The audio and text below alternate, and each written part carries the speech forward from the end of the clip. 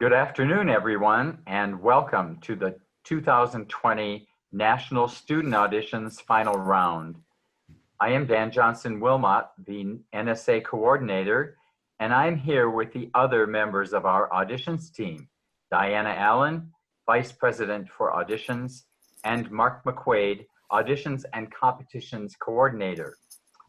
In 2013, the NATS Board of Directors approved the launch of the national level of student auditions for the first time in NATS history, which began in 2014. National semifinal and final rounds are held every summer, alternating in conjunction with the NATS National Conference and the NATS Summer National Workshop.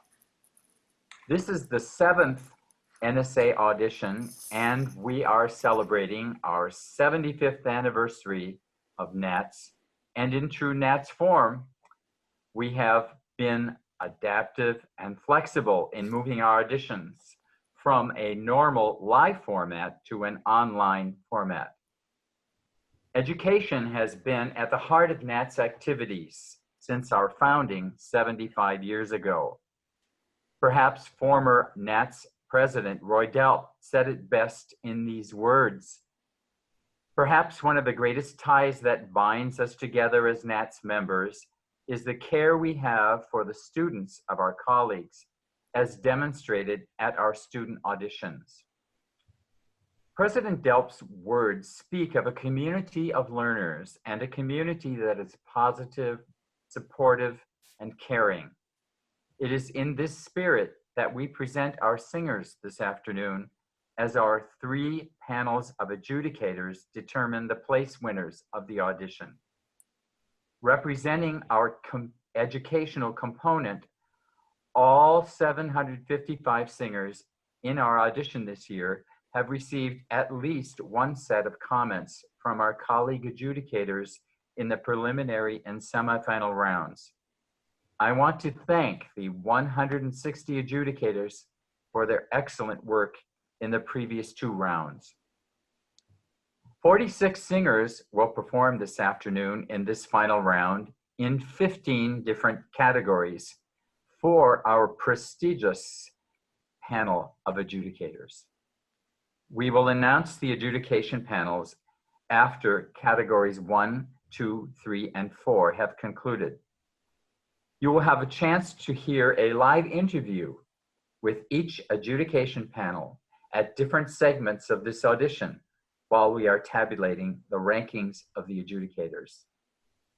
Now I would like to turn it over to our Vice President for Auditions, Diana Allen. Diana. Thank you, Dan. We are all in for a real treat this afternoon. We are so very proud of all of the students who participated in the National Student Auditions this year. The 46 finalists should take great pride in their accomplishment. You rose to the challenge of our current social distancing situation.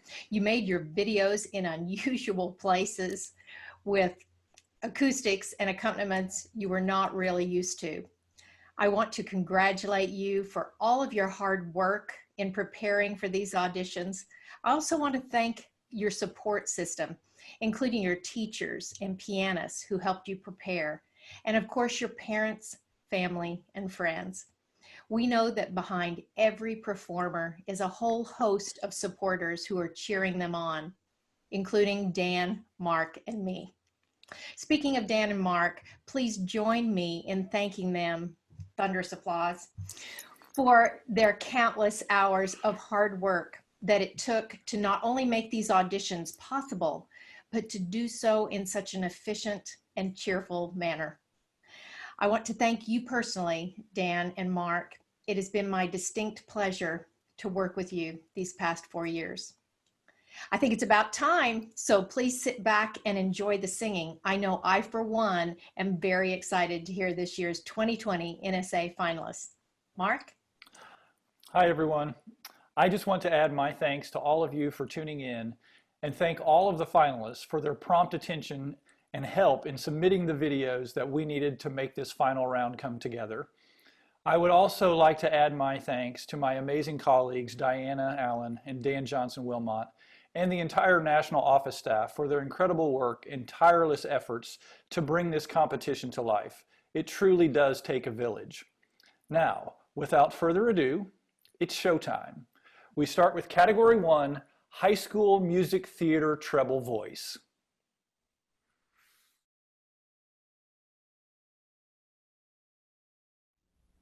This is Get Out and Stay Out from 9 to 5 the Musical by Dolly Parton.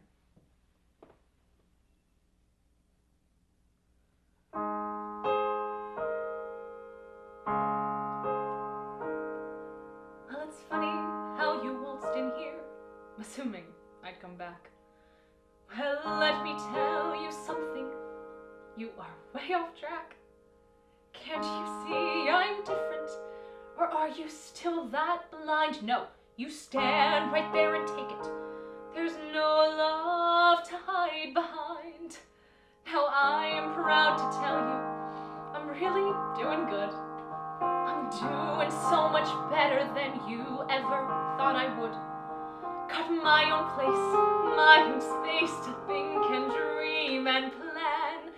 Took me this long to realize I do not need a man.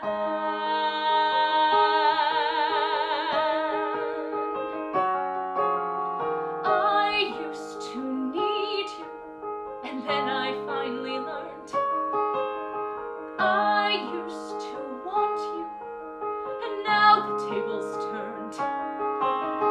I used to love you, now it's your time to squirm. 'Cause I'm saying goodbye, and I won't wait for your return.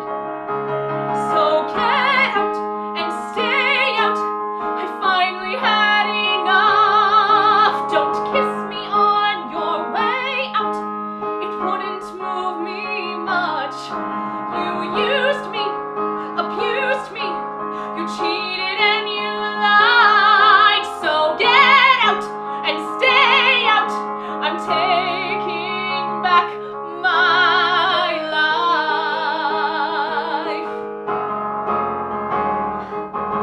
I wondered what you'll do when I am not around. Now that you're new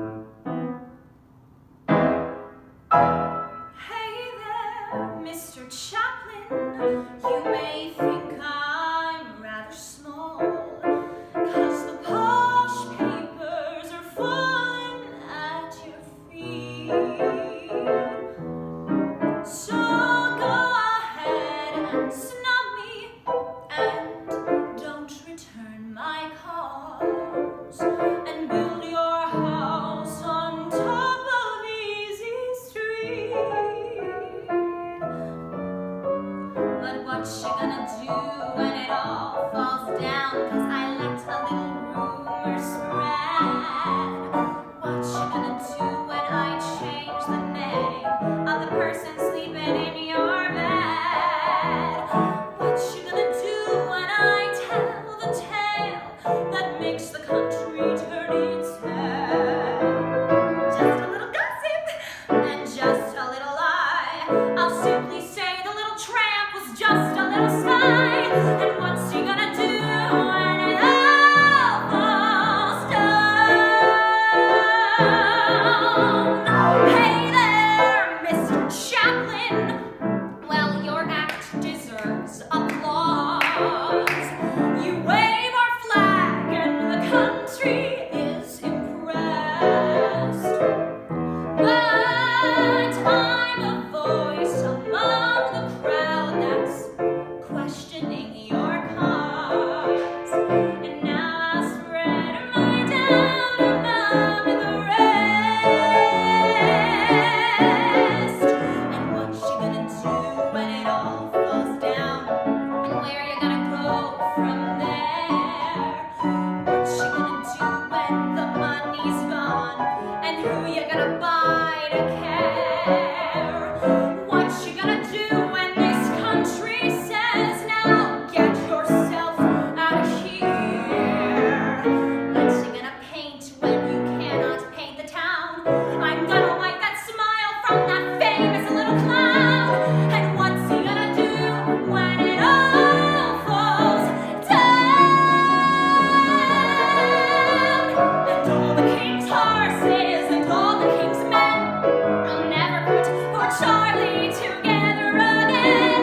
And what's he gonna do when it all falls down?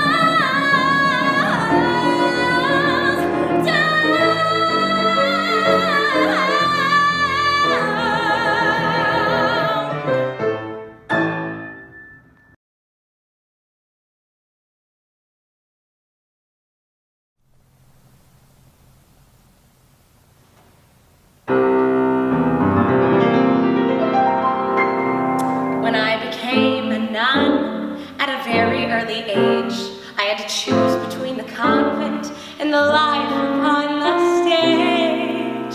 So when Reverend Mother said, we're putting on a show, I gotta tell you, I was thrilled to death. I couldn't wait to go, but then to my surprise, Reverend Mother didn't see what was so obvious. The stage is meant for me. Money and fame I don't desire. I only want to sparkle.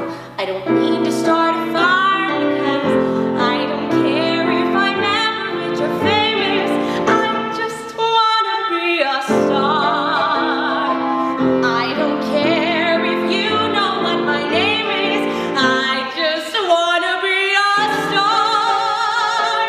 I wanna be the nun who makes a cheer, the nun who's in the front instead of in the rear. For once I want to lead the band and hold the crowd in the palm of my hand.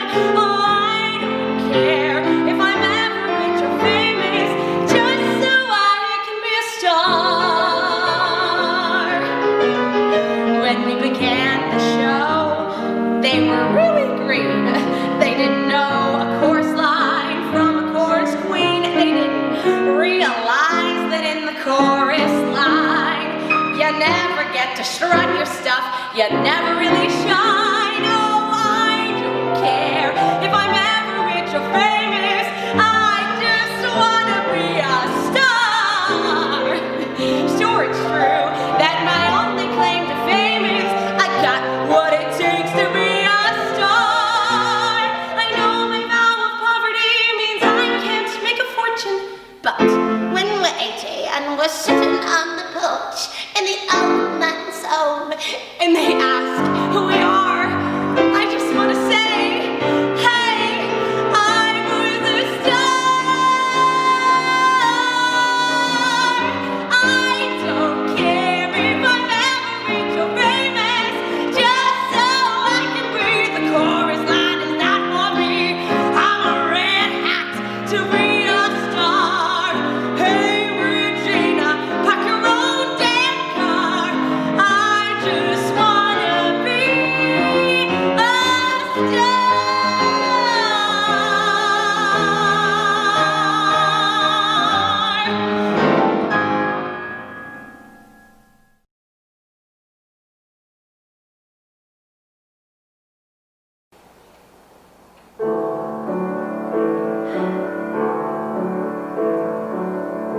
night when I was young, we'd light a candle by my bed and look at all the stars he painted high above my head. He said everyone a symbol of a lesson he would teach, and he painted some all down my wall so I'd have some right in reach. It wasn't long before they all came down.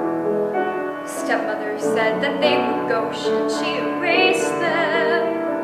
And though I haven't wished upon my father's stars in years, I can't count how many thousand times I've traced them.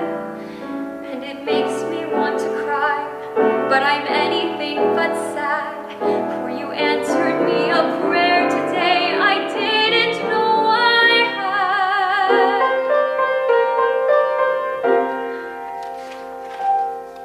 I searched everywhere I could, I looked everywhere I knew, and for so long he was nowhere to be found. But here all I have to do is look around, and I remember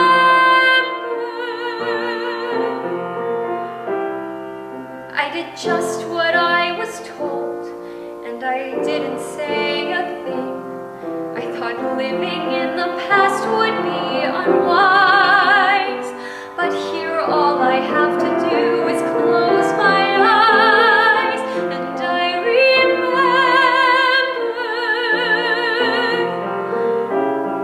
And here inside the quiet in this universe of words, and the stories that we never got to share, hope I never knew I needed, love I thought that I had lost is everywhere, everywhere.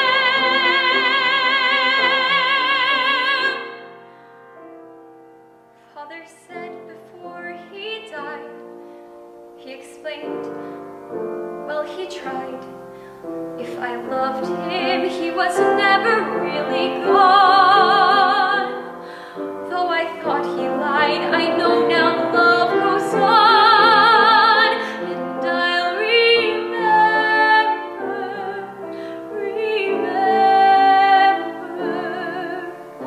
I searched everywhere I could, I looked everywhere I knew.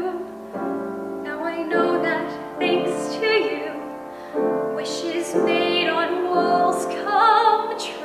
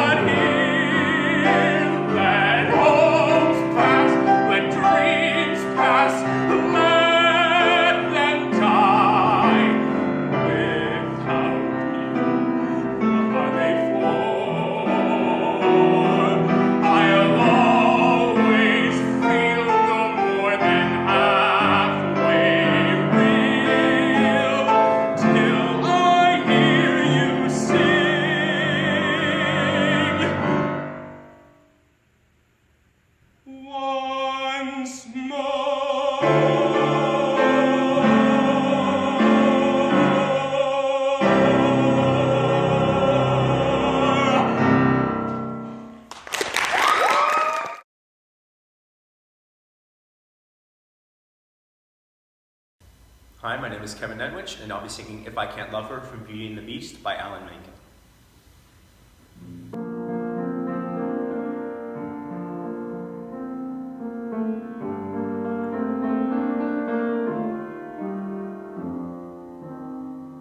And in my twisted face, there's not the slightest trace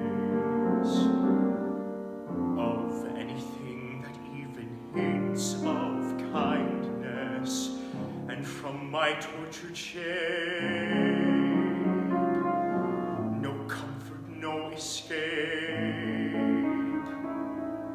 I see, but deep within is utter blindness, hopeless, as my dream dies, as the time flies, love a lost illusion,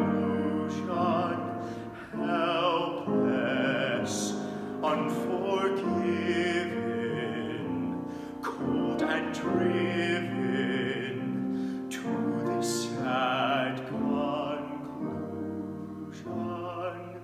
No beauty could move me, no goodness improve me, no power on earth if I can't love her.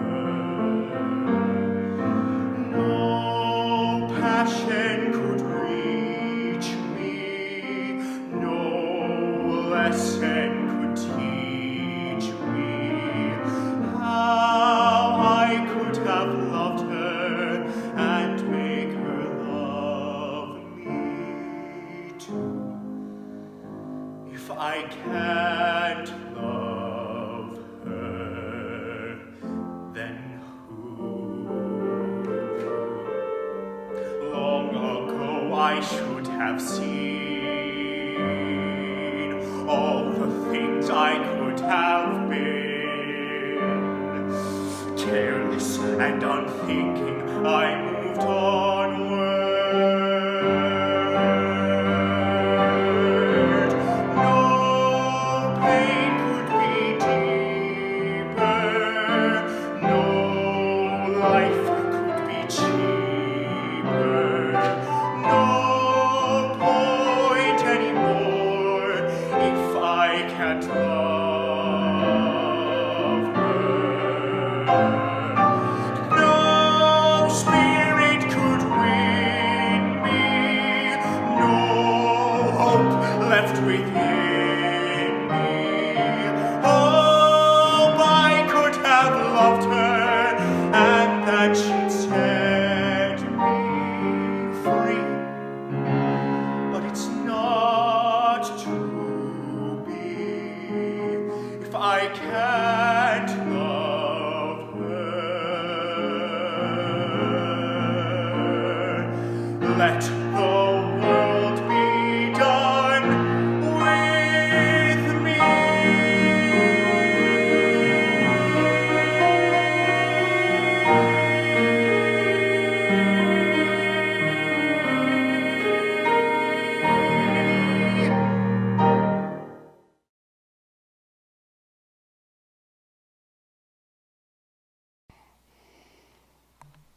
I will be singing Try Me from the musical She Loves Me by Harnick and Bach. I have trained myself, going shelf by shelf, and I know every item in the store, every tube, jar, box, bottle, carton, and container, where they are, what they cost, what they're for. Although it's something you have never thought about, Mr. Marichek, try me. You need a man who knows the business inside out, Mr. Marichek. Try me. You need help, or I'd have never spoken. And why break someone in when I'm already broken? In this emergency, I wouldn't let you down, Mr. Marichek. Try me. Though I can see by the uncertain way you frown that you've asked yourself, why me? For first class clerking and conscientious working, Mr. Marichek, why not try me? You wish to return this jar, madam, certainly right you are. Madam, you say it smells like a drowned cat. It does at that, at Marichek's madamly claim with pride. The customer must be satisfied. The customer must be satisfied.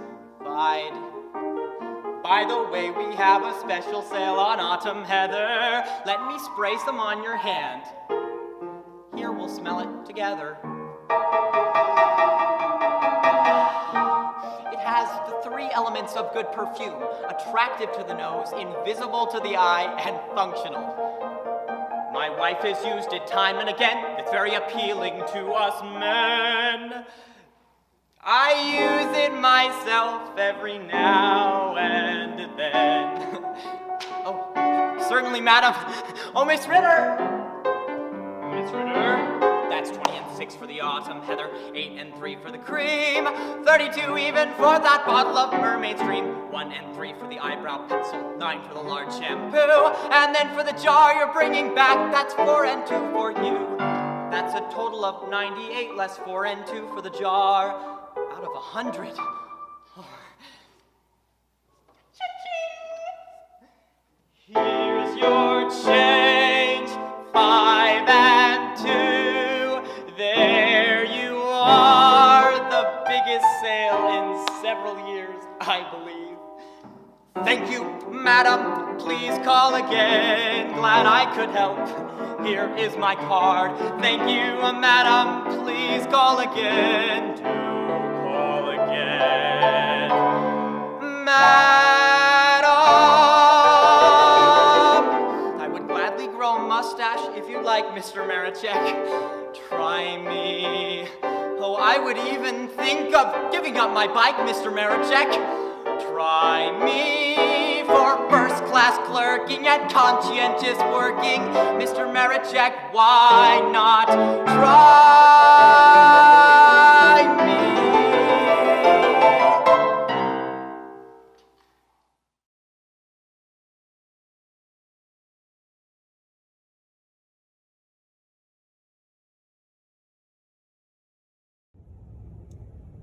Hello, my name is Lauren Albano, and I will be singing Tu lo sai by Torelli.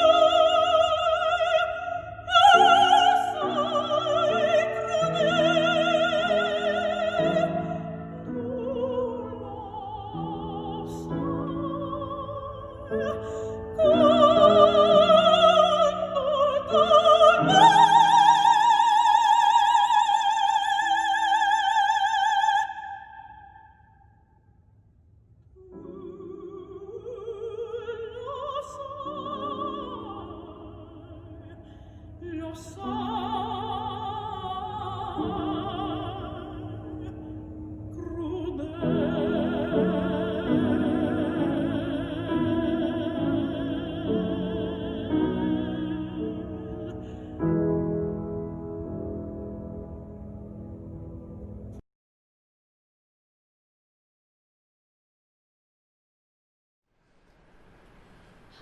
my name is Caitlin Chisholm, and I will be singing La Rondinella Amante by Vivaldi.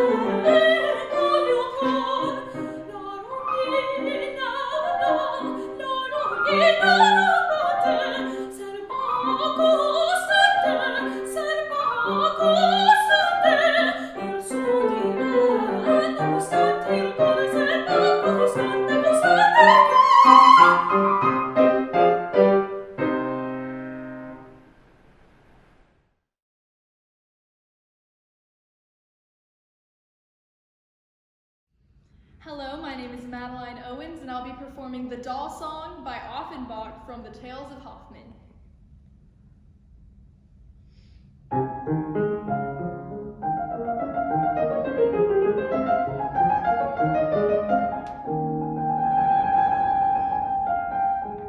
Les oiseaux de la charmée dans les cieux astreux toujours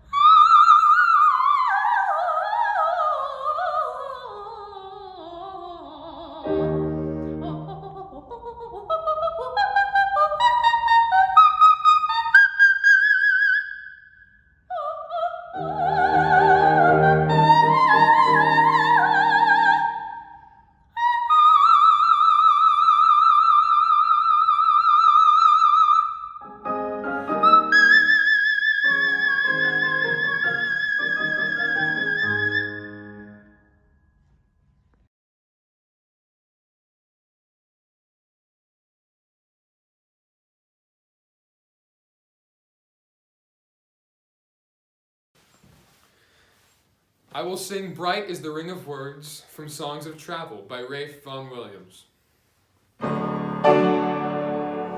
Bright is the ring of words when the right man rings them. Fair the fall of songs when the singer sings them. Still they are caroled and said, on wings they are carried. After the singer is dead, and the maker buried,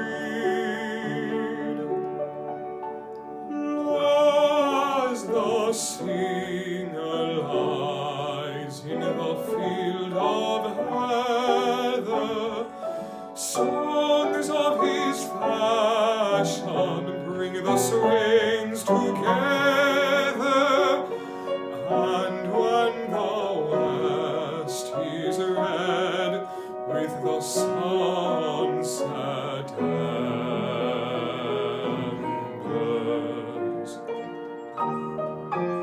the lover lingers and sings,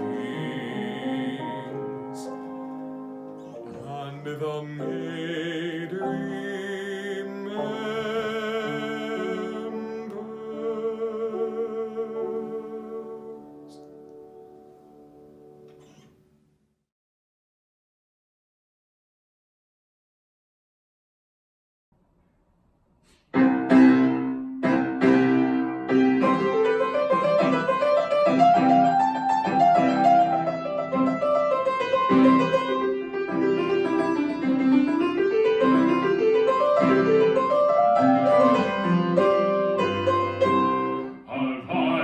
Advice is far to venial winds, more to distract their guilty minds.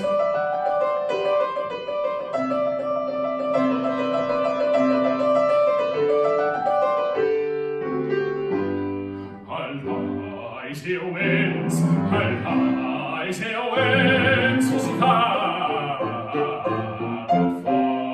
can break all but the fixed, all but the fixed, and songs sent to shake.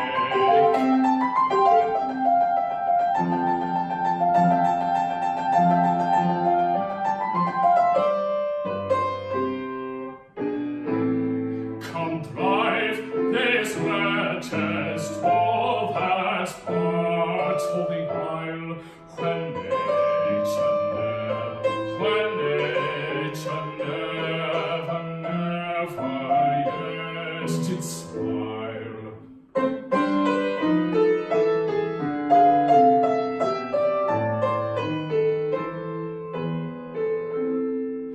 of frogs and dance, and earthquakes there, violence and all,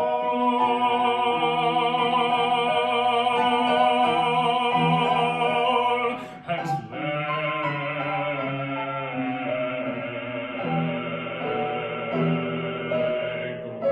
languish in despair.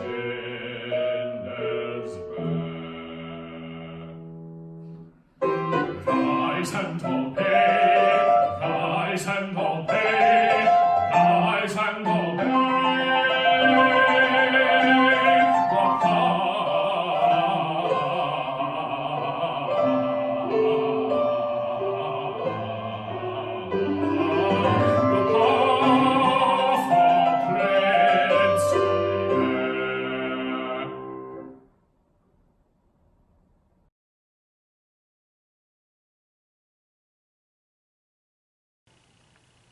Hello, my name is Charles Wolfer, and I will be singing Ein Mädchen oder Weibchen from Mozart's Die Zauberflöte.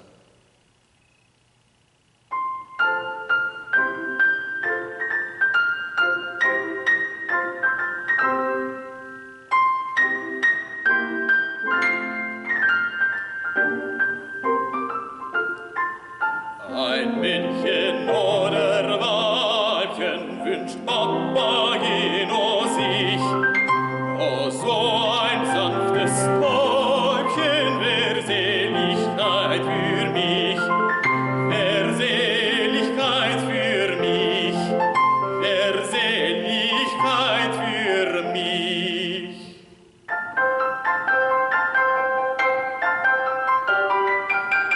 Dann schmeckte mir Trinken und Essen, dann könnte ich mit Fürchten mich messen, des Lebens als weiß an mich freuen und wie im Elysium sein. Dann könnte ich mit Fürsten mich messen, des Lebens als weiß an mich freuen und wie im Elysium sein. Im Elysium sein, im Elysium sein.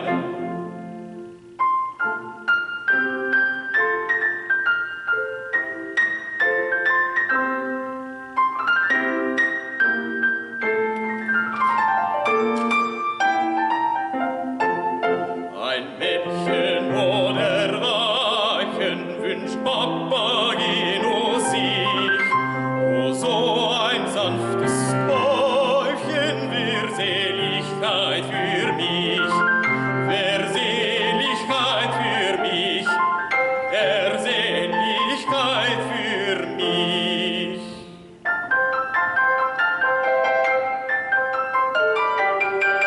Ach, kann ich denn keiner von allen den reizenden Mädchen gefallen? Hilf einer mir nur aus der Not, sonst gräm ich mich wahrlich zu Tod. Ach, kann ich denn keiner gefallen? Hilf einer mir nur aus der Not, sonst gräm ich mich wahrlich zu Tod. Mich wahrlich zu Tod, mich wahrlich zu Tod.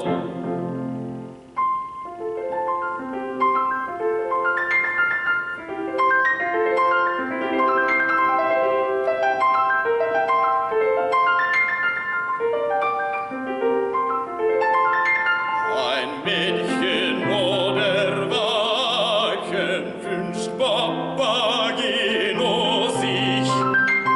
Oh, so ein sanftes Bäumchen wär Seligkeit für mich, wär Seligkeit für mich, wär Seligkeit für mich.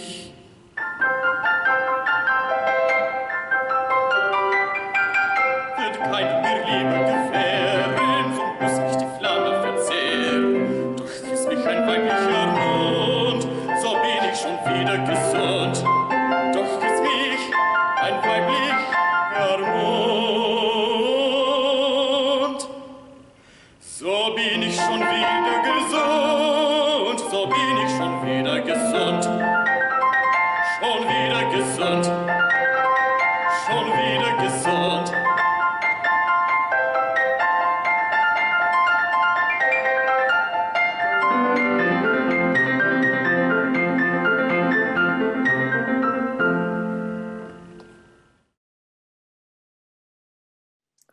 Wow, I can't believe those were high school students.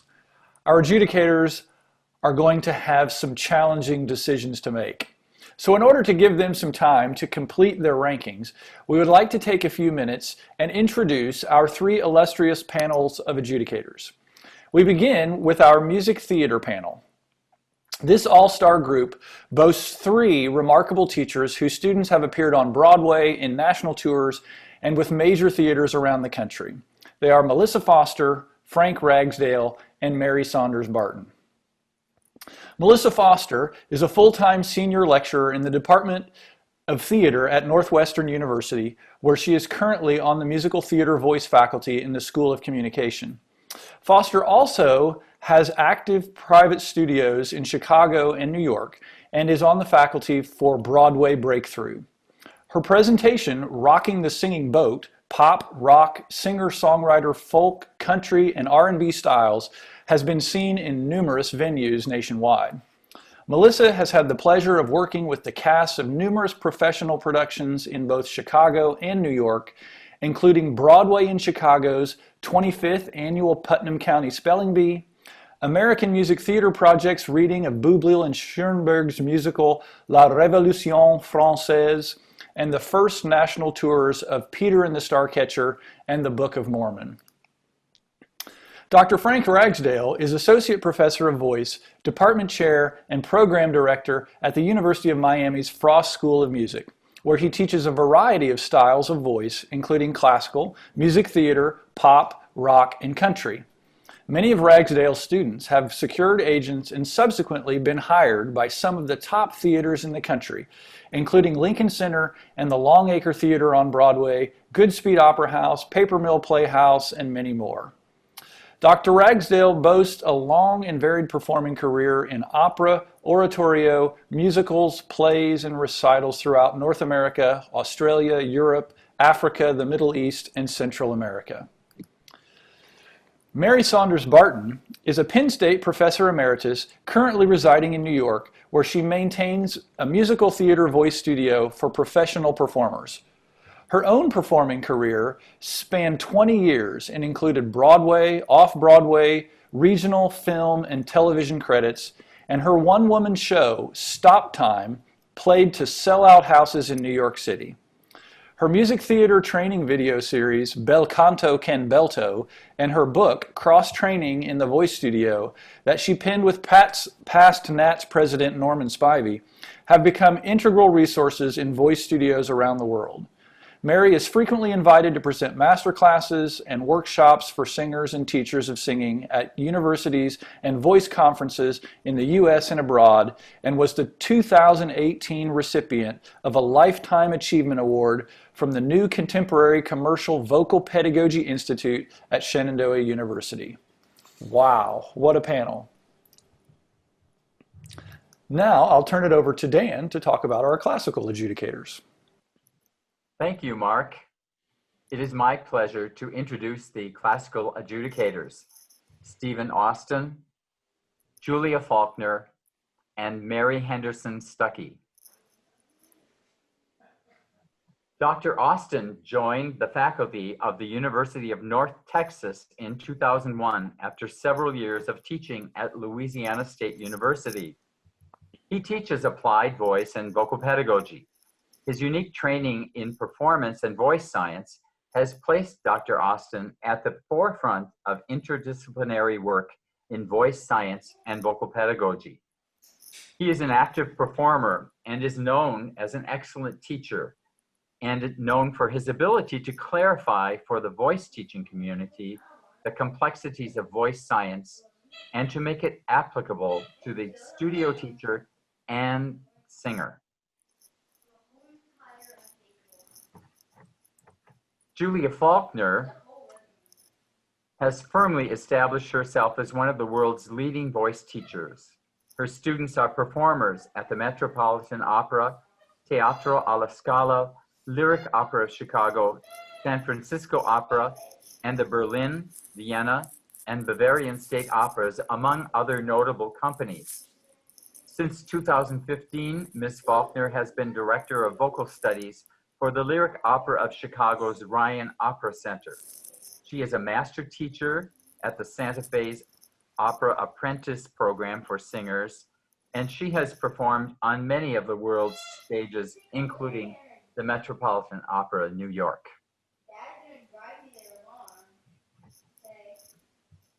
Mary Henderson Stuckey is a retired professor of voice and former head of the voice department at College Conservatory of Music, University of Cincinnati. She studied at the Eastman School of Music and the University of Cologne. She has sung opera roles in theaters in Hagen, Germany, Bern, Switzerland, and Ghent, Belgium.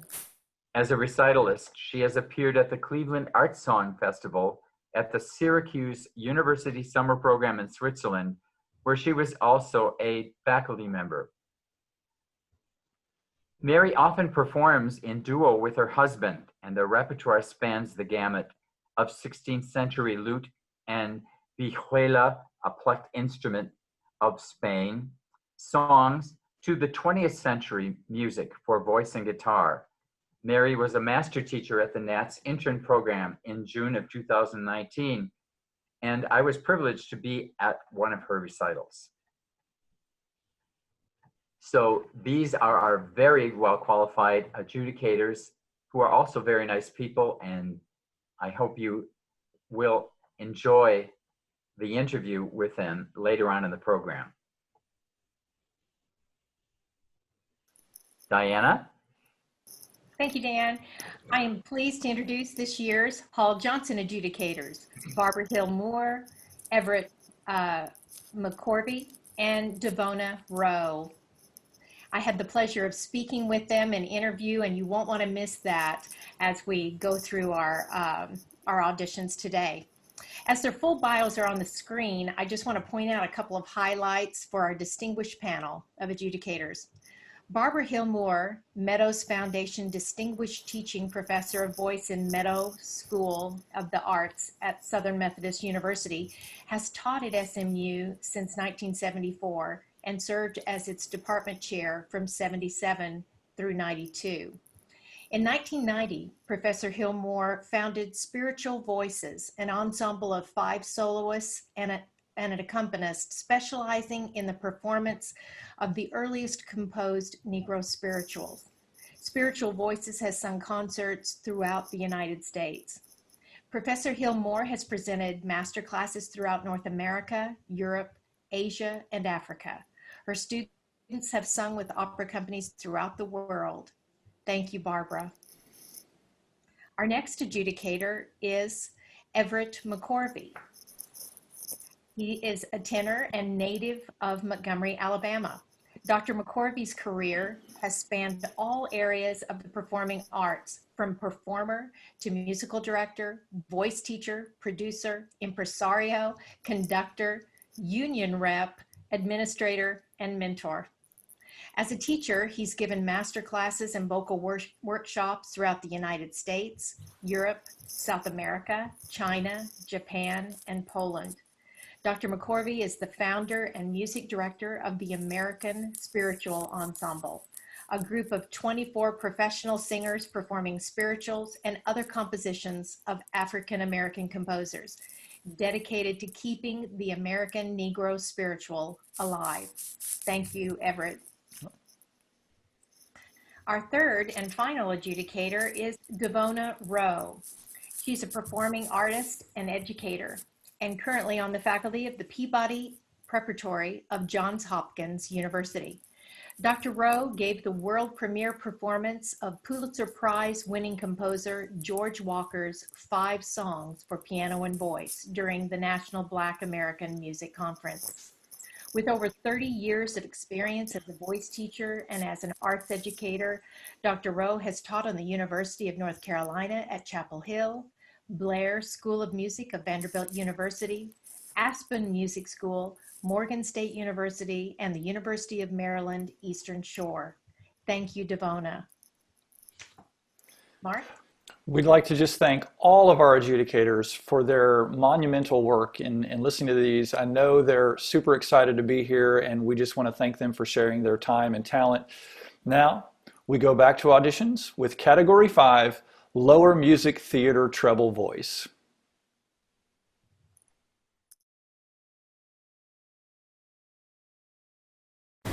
I will be singing I Don't Need a Roof by Andrew Lippa from Big Fish.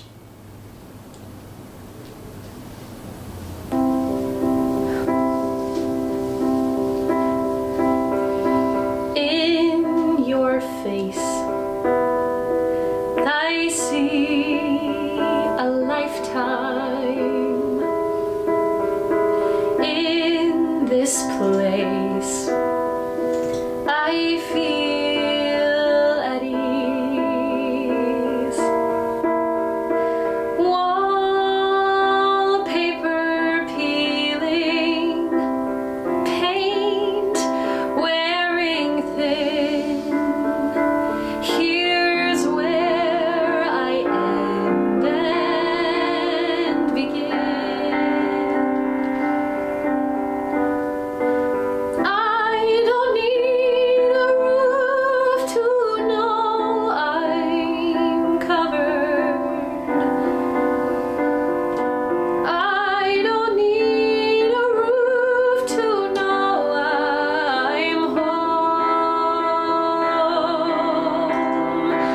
There could be a single shingle dangling overhead. I don't need a roof to make my bed.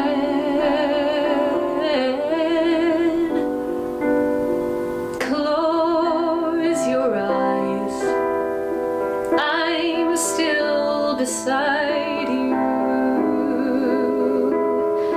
No goodbyes needed today. Hear what the rain says. Know what it knows.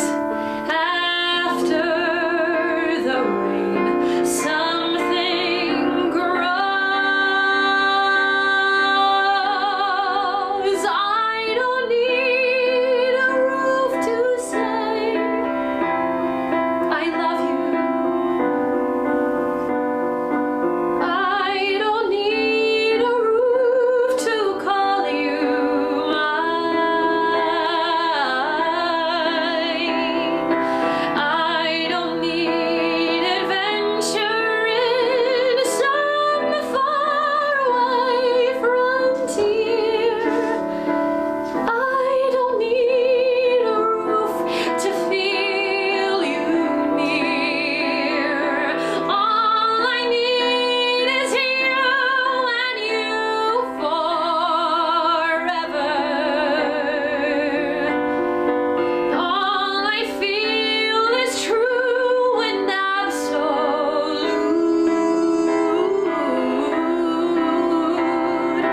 I don't need a legal deed to help me play my part.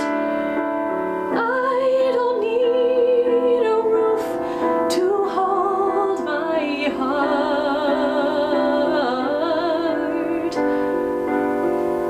Stay with me. Stay with me.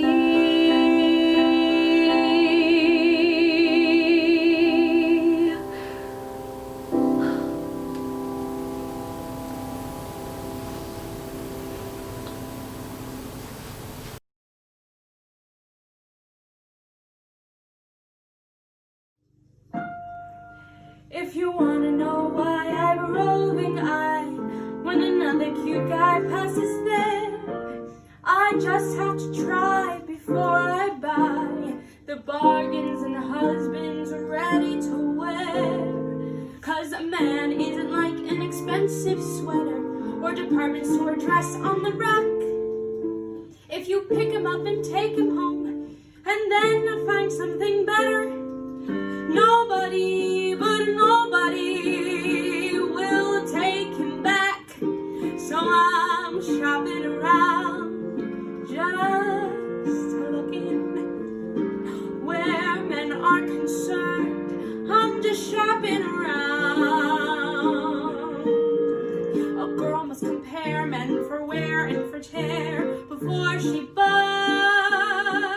And if she wants the best, well, she just has to test all kinds of merchandise. So while I'm still young, I'm testing. Don't wanna get stung, no sir, not little me. The bridegroom to be carries no guarantee. So if you want the best to be found, you gotta keep shopping, leisurely shopping, not buying, just shopping around. You don't buy the first pair of shoes from the clerk. You don't buy perfume till you spray. You don't buy a clock till you're sure it'll work. And you don't buy a piano till you play it. A new vacuum cleaner may be a sensation, but ladies always get a free trial demonstration. You've gotta beware, sample things here and there, know what they do. You gotta ensure that the goods will endure, last you a lifetime through. So while there's a chance, I'm sampling, I'm taking romance in the smuggest smart way. From the last organ note, love is all topple doped. So if you want the best to be found, you gotta keep shopping, leisurely shopping, not buying, just shopping around, shopping around, shopping around.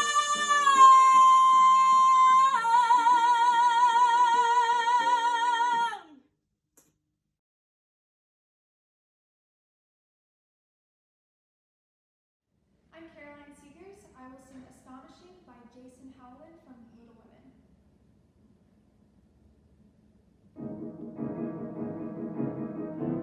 Who's he who's marrying me? With a string and marrying me? The perfect goal. This is not what was meant to be. How could he ruin it all with those two words? I thought I knew him, thought that he knew me. When did it change? What did I miss? A kiss when I thought all along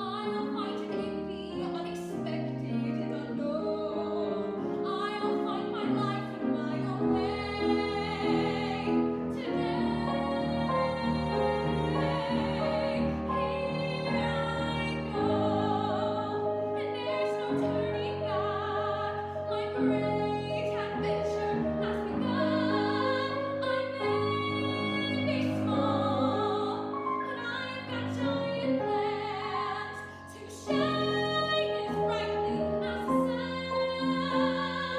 I will place until I find my time and place.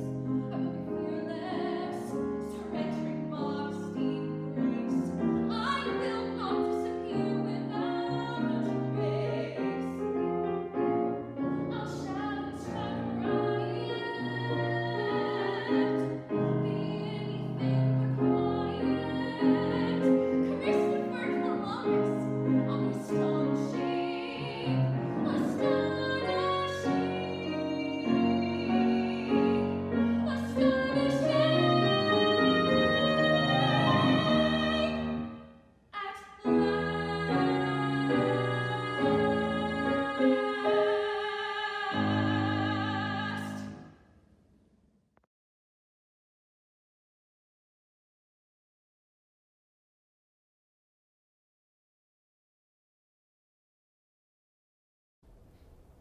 Hey, hey, hey, you gotta let me go with you.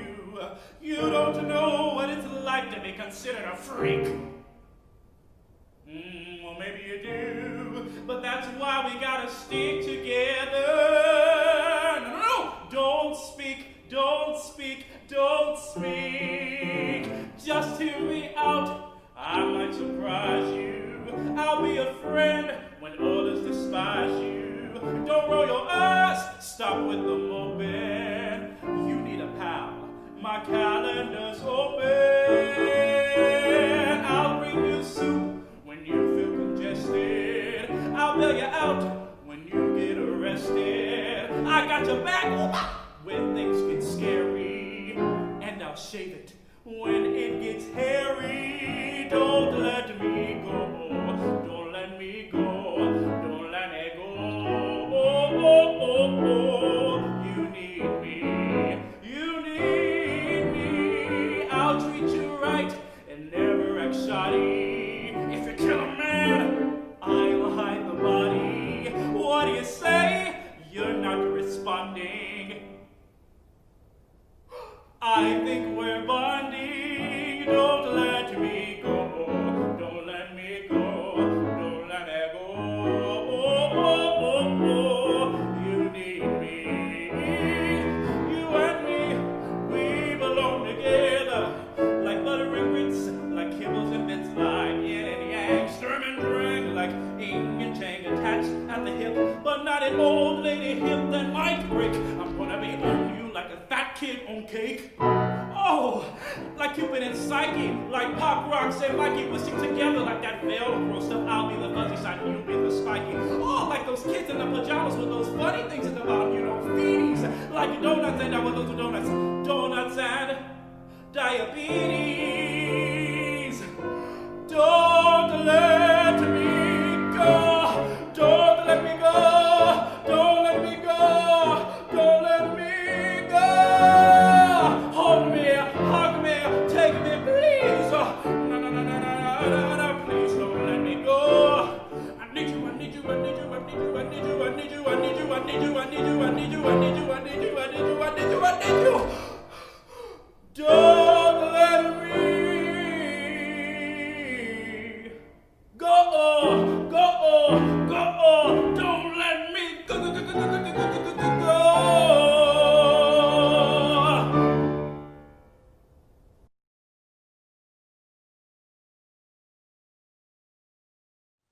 Hi, my name is Sam Green, and I'll be singing Why God Why from Miss Saigon. Thank you.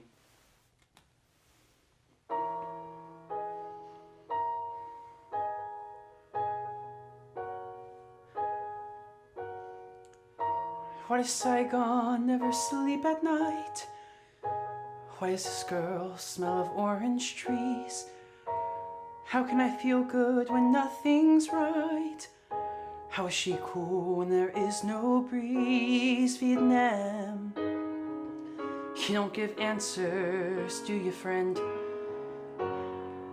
Just questions that don't ever end. Why, God? why today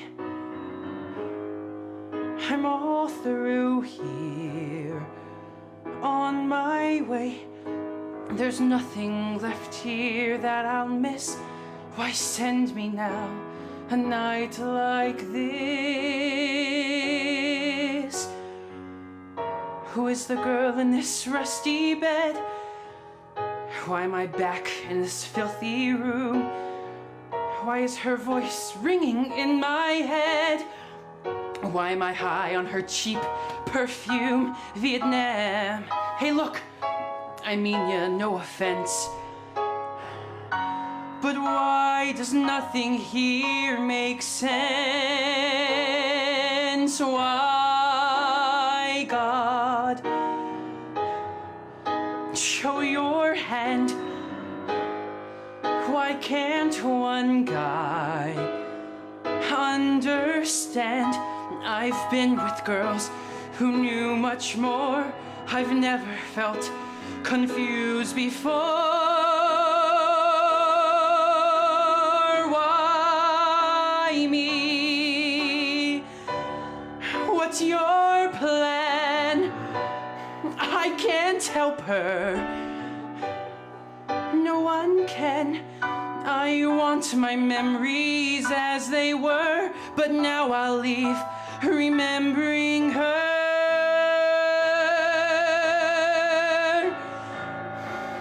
Why, God? Why this face? Why such beauty in this place? I want my memories as they were, or now I'll leave remembering her. Just her.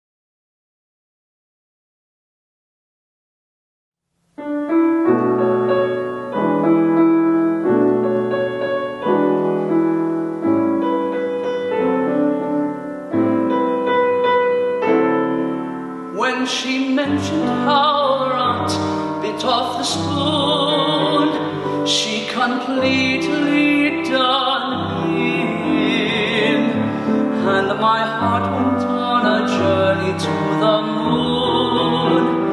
When she told about her father and the gin, and I never saw more enchanting thoughts than the moment when she shouted, "Move your Blumina!"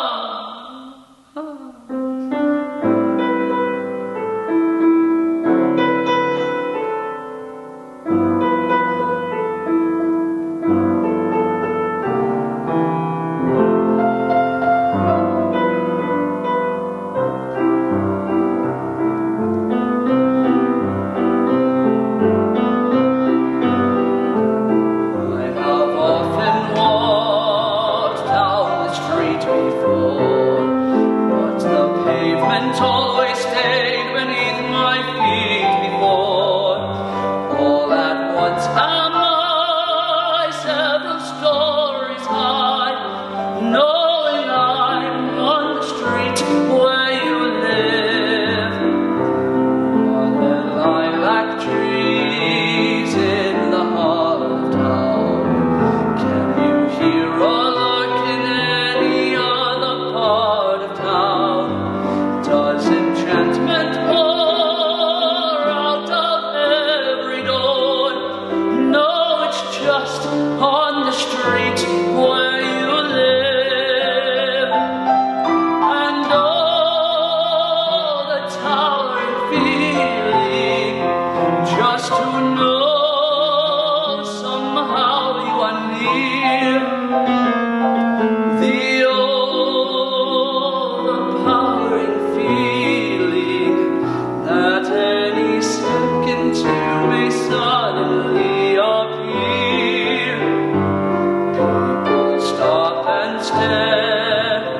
they don't bother me. For there's nowhere else on earth that I would rather be. Let the time go by, I don't care if I can be here on the street where you live. People stop and stare, they don't bother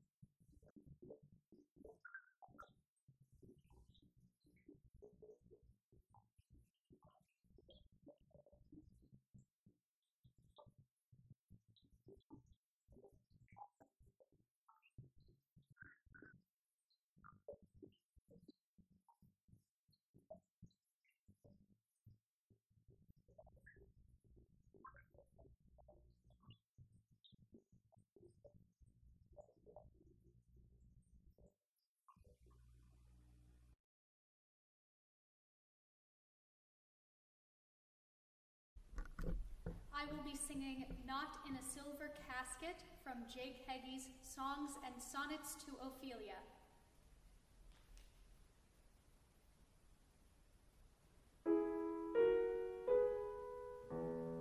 Not in a silver casket, cool with pearls, or rich with red coranda, or with locked, and the key withheld, as other girls have given their love. I give my love to you. Not in a lover's knot, not in a ring, worked in such fashion, and the legend gleam. Semper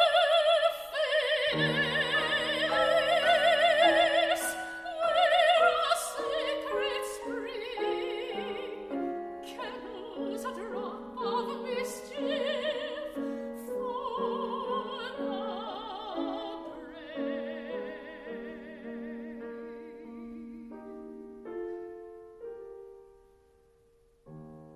Love in the open hand, a thing not unchained, unhidden, wishing not to hurt,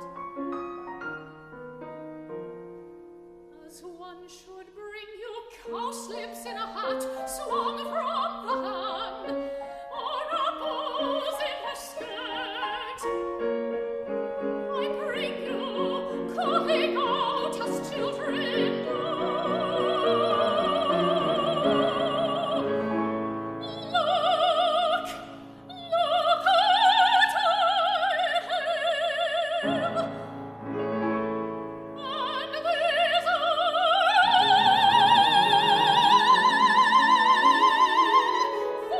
you.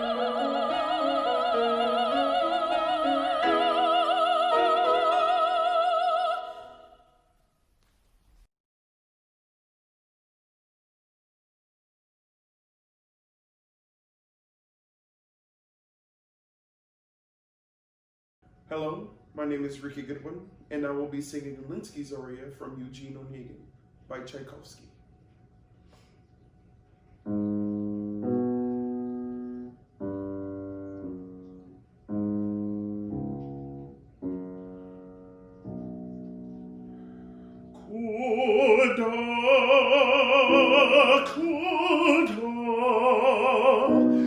Kuda viuda lilis, viesni moje, zlati jedni.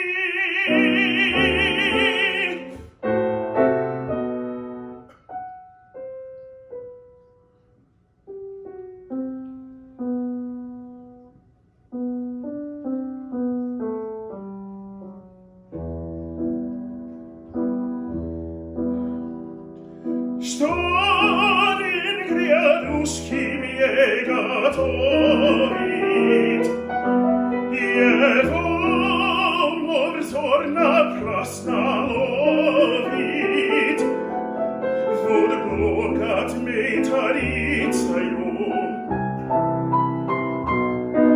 Niet buzi brazovi zakon,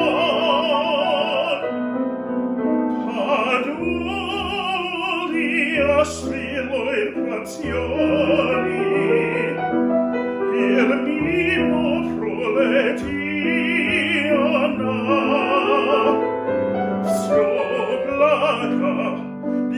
dias naprioricas olor prozioni blancos slovieni diens amot blancos slovien it mi prechot Blessed Sarura Lucenici Itzar Vigyar Julian Kilian Ariamin Mojit Jagrubnici Fratinit Juren Ipsian Ipamia Unava Poeta Pagoten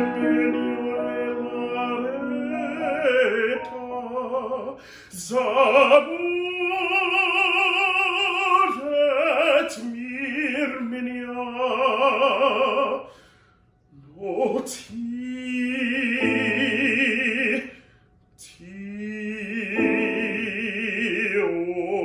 Olga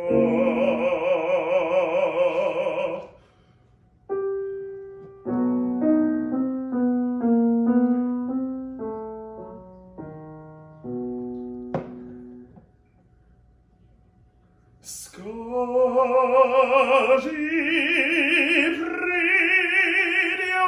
придешь ли ты так разбудил?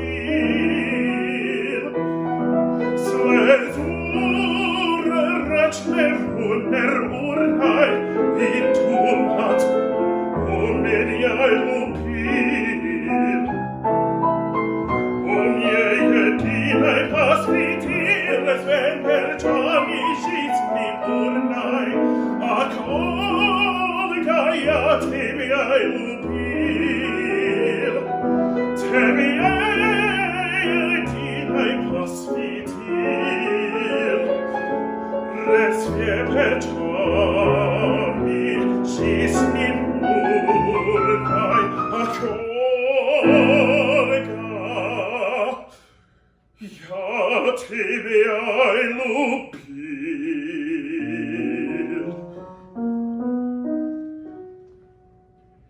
Сердечный друг, желанный друг, приди, приди.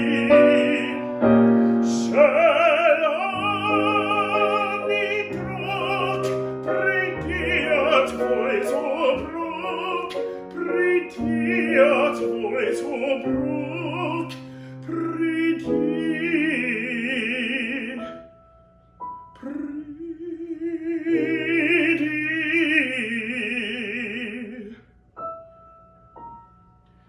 Я зову тебя, желанный друг, приди, приди, я твой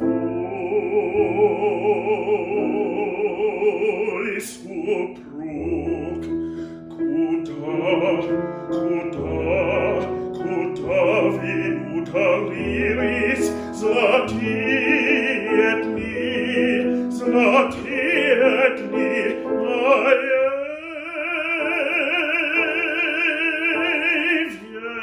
весны?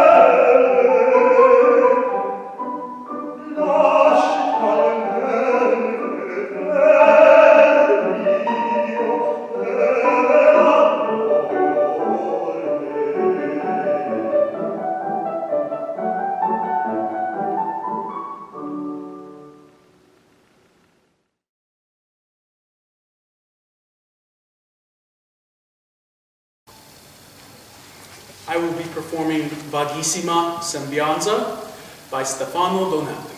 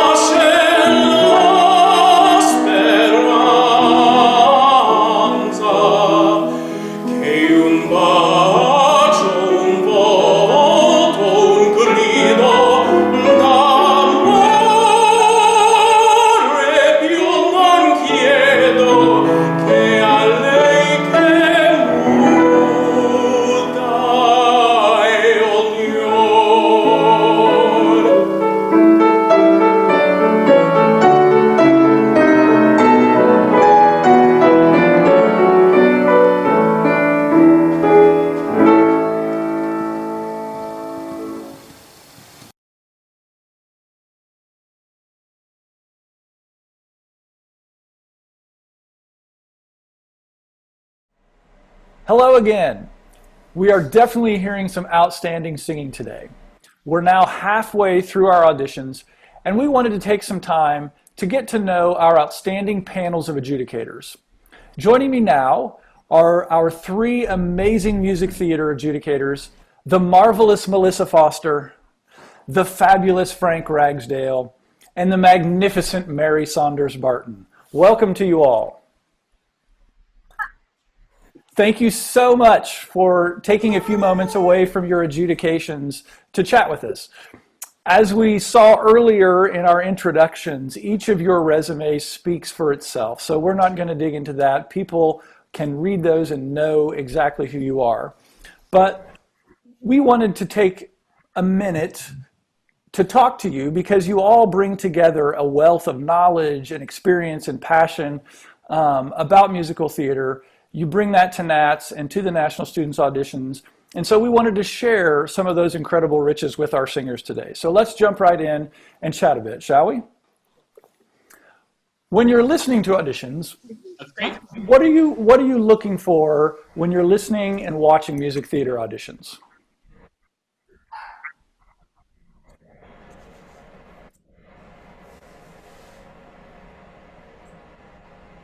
Mary, go ahead. Why don't you start, Mary? Sure. Well, I would have to say that it's that combo that you just said. I watch and I listen because you're looking for authenticity in both regards. You want that connection to the lyric physically and emotionally, and you want to hear a voice that tells the story of the character in the style of the show. Would you all agree with that? Yes, so that, much. Yeah, because it has to feel as though the character is living in the life of the show. Because in this sense, they need to have done the research, know what the story is, know who the character is, and be able to involve themselves emotionally to the level that they are capable. And I was very impressed by these young people because they were able to engage the lyric. Because when you think about it, you know, young people are developing their emotional life. No doubt. They're young, and you want to see them right to reach to what is true about them, what they understand about the lyric in the place they are in their lives. And I think that's really important to choose that as a point of Definitely. And so you said so many great words, truthfulness. I want to see truthfulness from a singer, right? I want to see them bring their individuality to whatever that they're singing. And of course, we're listening for great singing, we're listening for healthy singing, but like Mary says, we want somebody that's telling a story. We want somebody that's really got something to say. And I felt like these young singers did such a great job at such a young age. I don't know I would have been at that age. I agree. And I just want to add, you know, in addition to everything that I completely agree with, I just want people to feel comfortable knowing that their voice is their voice, and, you know, not to feel like they have to sound like anything, or Broadway wants this, or, you know, no one does you better than you. So I think that, you know, sounding like yourself, and not a style or a sound is key to me. Awesome. Absolutely. Well, you kind of all have touched on this a little bit or hinted at it, but can you talk a little bit about some of the things that excited you with the singing that you've heard thus far with the high school and lower college divisions? Well, I thought that, like what we said, that the level was really high for such a young age. I was really impressed. I was really impressed at the repertoire because a lot of times I thought it was really appropriate, and a lot of times that doesn't happen. And singers sing things that, you know, especially young singers that sing things that are really too far above them to really understand, and or at least at that point in time in their life. So I thought that was really great as well. Yeah, I agree. And I'm really blown away with how comfortable and polished they were in their material. They're, I mean, vocally speaking, you know, their consistency was outstanding. Their, you know, their lines and, you know, control, you know, over their instrument, and ability to sort of just have that be so that they could tell their stories, I thought was, you know, outstanding, truly outstanding. I was very impressed because this is a little bit new, Melissa, I completely agree. They were not worried about how they sounded for the most part. Yeah. Kind of new. They didn't seem scared by their material at all or thrown off by it.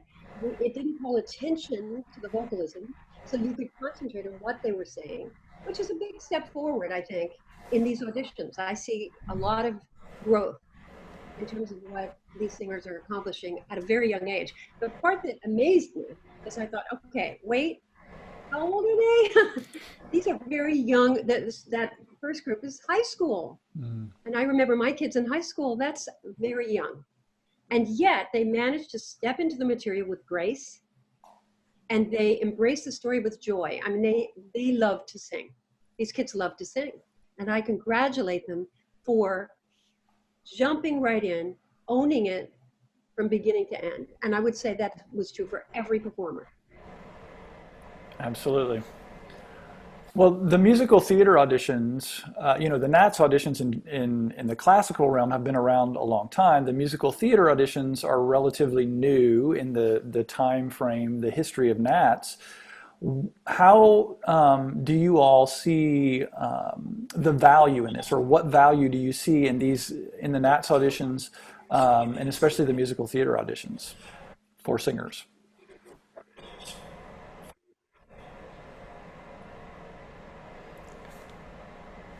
I can start. Okay, go ahead. So much value. I mean, you know, for so many different reasons. I mean, first of all, goals. You know, I mean, it gives it. external motivation, it always does drive me, so something to prepare for is nice. That isn't necessarily, an audition for a show or something like that. I think, if I'm skipping ahead, the feedback that you get is, invaluable from teachers, all around, the country. And the ability to watch other singers and hear that feedback as well, it helps you learn. So I think, I can't recommend it highly enough. And I would love to say that I'm loving the evolution that is, of the integration of musical theater and the sort of understanding of the different balances and nuances that are needed to deliver this material, and what measures success. I love that the sort of the metrics aren't the same across the board for classical and MT. Absolutely. Right. I know when my students go to NATS, and whether classical or music theater, they, like Melissa said, they are able to see all these other singers doing what they do. And they don't always get that in some of our schools that might be smaller, but also they come back and they're so energized and ready to work. And they come back with all kinds of rep ideas that they didn't know about. And I just, these auditions are so important for some of them. They don't get that chance to get up in front and perform enough. And we learn by doing. And we don't just learn by being in a practice room in a studio. So it's that one more opportunity, and for some, the only opportunity in the year maybe that they get to get up and perform and get that feedback. So they're invaluable. Yeah, I agree with what you're saying, because especially now, because there's no performance live, and we are in a very strange sort of moment. And this is an opportunity. These kids are starved to perform. They love it. It's something that feeds them. I believe that musical theater is transformative for them and for us. It is an art form that is living and breathing, and they are jumping into that, knowing that it is, would you agree to this? It is really an act of generosity for them to perform, and they can learn about that. It is not about, oh, mommy and daddy think I sing so well. It is not about that. They realize they're part of something bigger. That can make a huge shift in the way we move forward culturally, I think, at this point, for these very young singers to know the importance of telling important stories. They can change lives. Great. Absolutely. Is that something? Yes, definitely. It's an opportunity. Also, auditions, any audition is an opportunity to try it out and to test the process for yourself, how it's working, how much better you're getting, how much more you know. Totally agree. Wonderful. And finally, and again, you've kind of touched on this a little bit, Melissa, when you were speaking about singers being themselves, not trying to imitate other people, but be their own voice. What advice would you give to singers who are interested in pursuing a career in musical theater? If there's maybe even one nugget. Well, I would say you gotta have great technique, because the better our technique, the more we can communicate, the more color palettes we have, colors on our palette. But in a really technical way, take the acting lessons and take the dance lessons. They're so important. And students of mine that are good actors and good dancers, as well as good singers, are the ones that get hired. Yes. So that's something that I would always tell these students, as much as you can. And you've got to love it, right? And I find sometimes we study and we start to lose the joy. And you've always got to find the joy in the singing, right? And I had a teacher that would tell me, if you love it, they'll love you, right? Yeah. And I think that's just so important. And so I would tell all along to make sure that you find the joy every time you get up out of bed. Hear, hear. Want to say something? Yeah. Sure. Yeah, I mean, it's all of that is true. I mean, like I said, be yourself.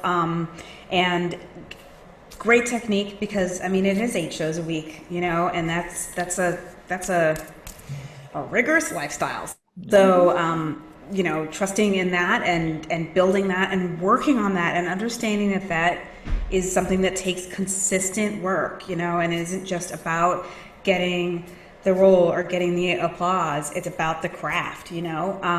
And, you know, I mean, this is, you know, sounds silly, but, you know, when you're younger and you're taking piano lessons and you had your little practice vlogs, you know, and then obviously when you're older, that doesn't exist anymore. But I always tell my students to build, you know, practice times into their weekly schedule at the university because their days are packed. And if you just say, I'll practice when I practice, I mean, well, that's just not, I mean, that's what's going to go, you know, it's a lot like working out. You just, if you build it into your routine, and I make them actually, I make them show it to me. I'm like, show me it in your planners, each week. But, I mean, so practice, which seems silly, but, I just want to tag off one thing, Frank said, which is, you know, work on that dancing and work on that acting. It's true.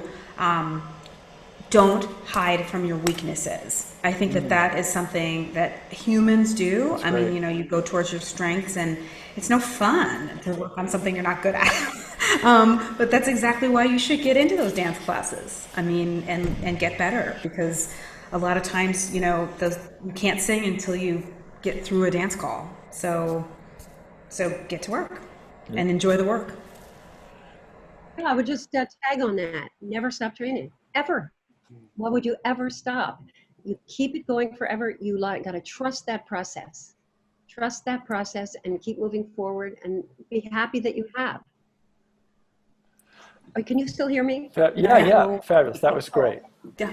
That was great. And we're out of time, but I want to thank you all again for giving of your time and your talents. It was a pleasure to speak with you and get your insights that have hopefully been helpful and inspirational to all those who are tuning in.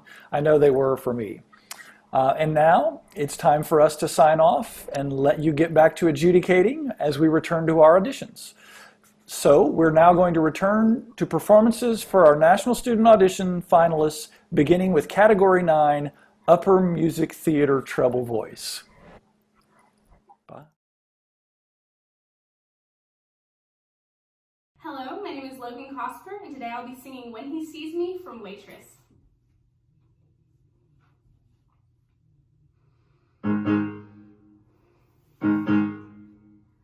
I stick with real things, usually facts and figures. When information's in its place, I minimize the guessing game. Guess what? I don't like guessing games, or when I feel things before I know the feelings. How am I supposed to operate if I'm just tossed around my fate? Like on an unexpected day with a stranger who might talk too fast or ask me questions about myself before I've decided that he can ask me questions about myself. He might sit too close or call the waiter by his first name or eat Oreos, but eat the cookie before the cream. But what scares me the most, is what if when he sees me, what if he doesn't like it, what if he runs the other way and I can't hide from it? What happens then if when he knows me, he's only disappointed? What if I give myself away? I'm only getting back. I couldn't live with that.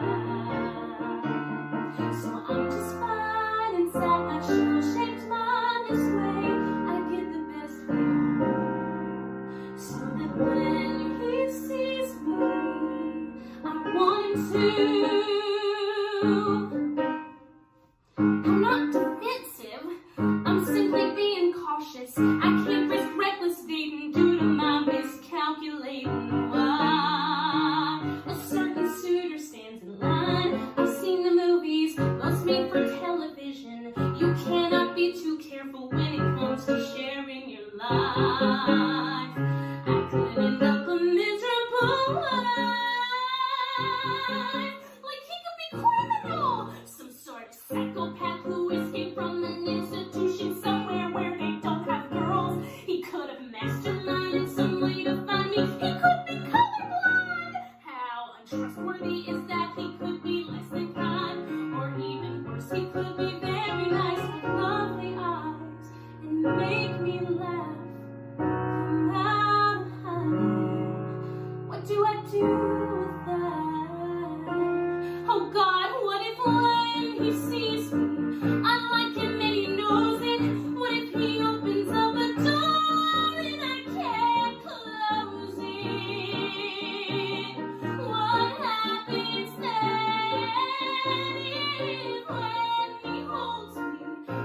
heart is set in motion. I'm not prepared for that. I'm scared of breaking open. But still I can't help from hoping to find someone to talk to who likes the way I am. So when he sees me, wants to again.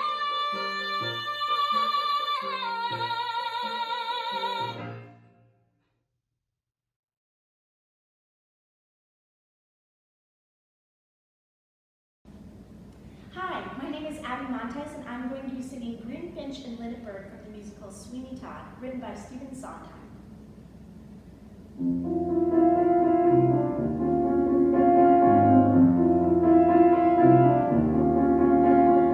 Greenfinch and Lindenberg, nightingale, blackbird, how is it you sing? How can you jubilate sitting in cages, never taking wing? Outside the sky waits, never just beyond the bars. How can you remain stabbed at the ring, lighted by the stars? How is it you sing anything? How is it you sing? Greenfinch and Lindenberg, nightingale, blackbird, how is it you sing? Whence comes this melody, constantly glowing? Is it rejoicing or merely bellowing? Are you discussing or fussing or simply dreaming? Are you crawling? Are you screaming? Dove and robin there, tis it for wages, singing to be sold. Have you decided it's safer in cages, singing when we're told? My pages in many rooms, dusk and dark, nothing there seems, not even my lark.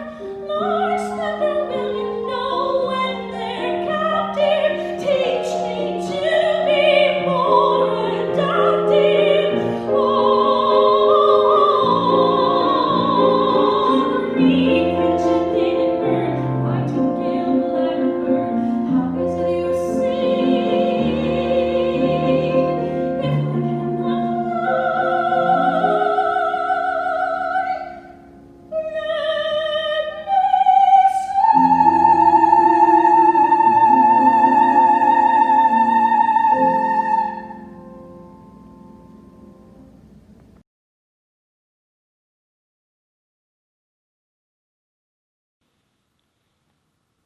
Hello, my name is Laura Lydia Parazinski, and I will be singing Get Out and Stay Out from 9 to 5 by Dolly Parton.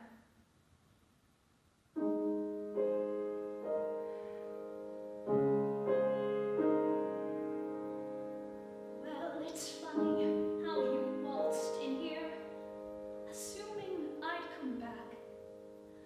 Well, let me tell you something. You are way off track. Can't you see I'm different?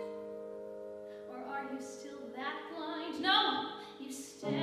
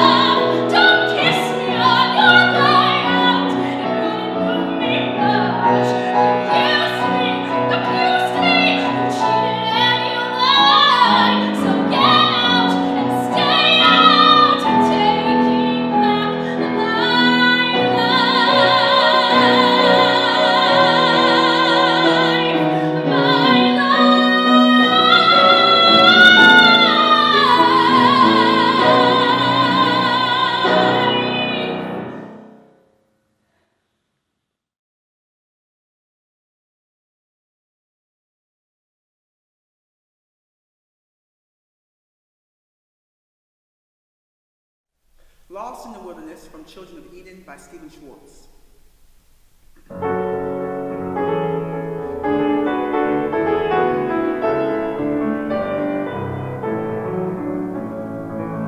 I never made this world, I didn't even use it. And I know no one said was fair. But they had a garden once, they had a chance to choose it. They gave it away, including my share. And now we're lost in the wilderness, lost, crying in the wilderness. And if anyone's watching, it seems they couldn't care less. We're lost in the wilderness.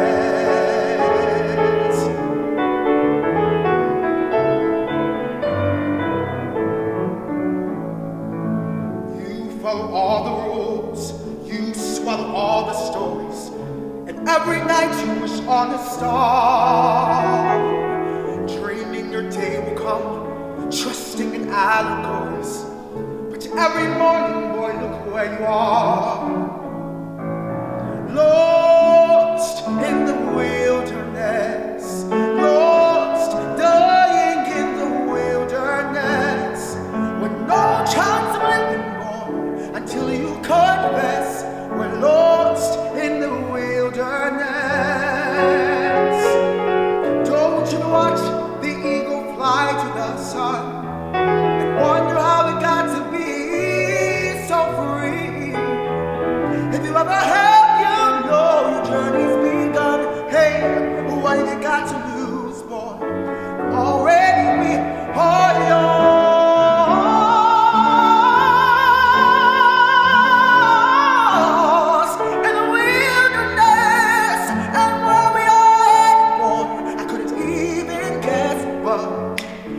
Without a warning, running as we hit the ground, where our future lies a burning, where our hearts are outward bound to that bright and distant morning. We may stop and look around and there in the wilderness finally will be born.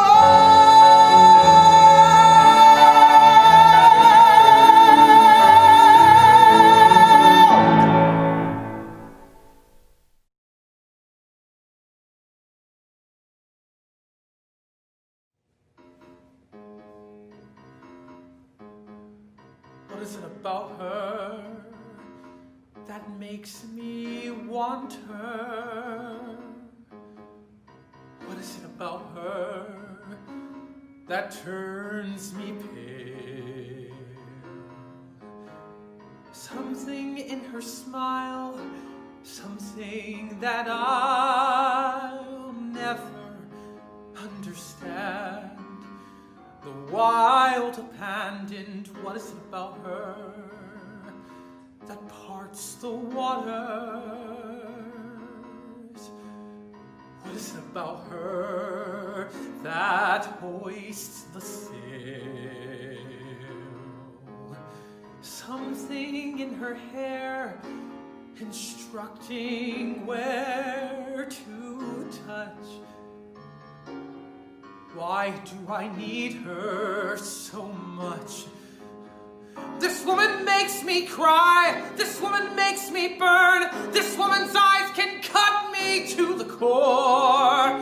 The hatred that I see has been reserved for me, but I want more and more and more. And what is it about her that pulls me closer?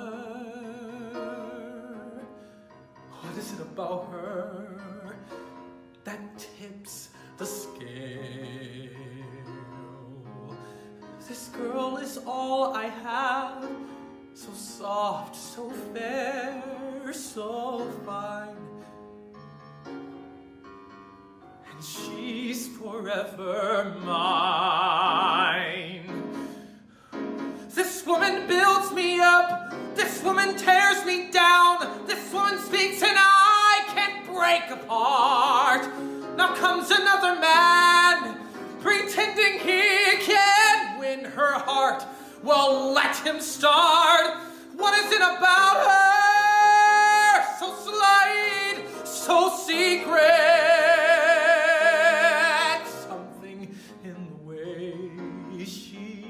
catches light. Could I hold my own or be alone tonight? What is it about her that helps these feelings inside? What is it about her that mixes passion with pride? Could I live without her and let her go? How loud must I scream? No!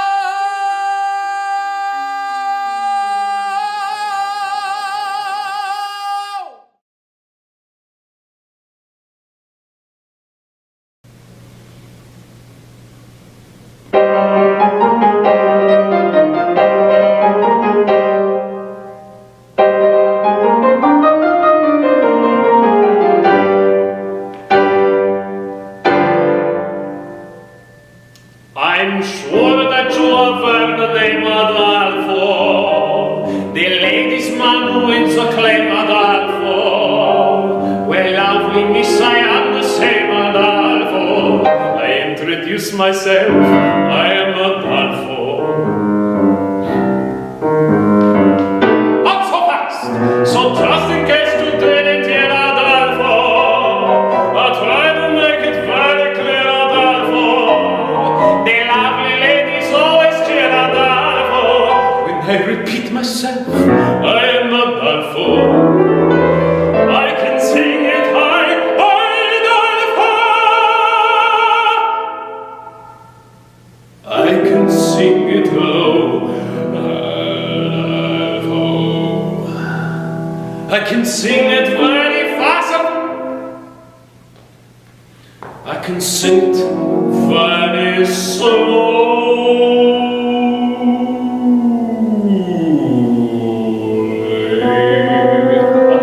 I do it now, but it will take hours. Now let us see if you can remember my name. Now who's the fellow that you see, Adolfo? And how should you refer to me, Adolfo? And who is it I'll always be, Adolfo? Now sing it proudly, Adolfo.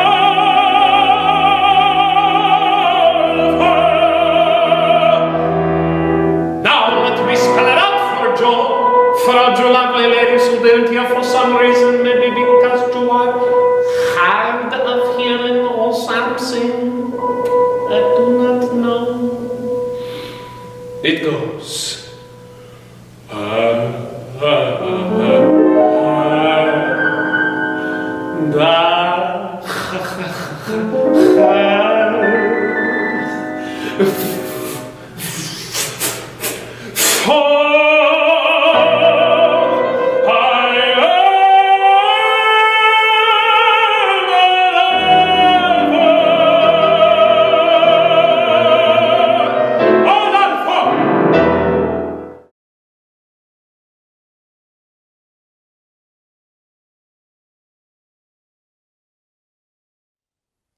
My name is Sophie Blay, and this is Bel Raggio Lusinghier from Semiramide by Rossini.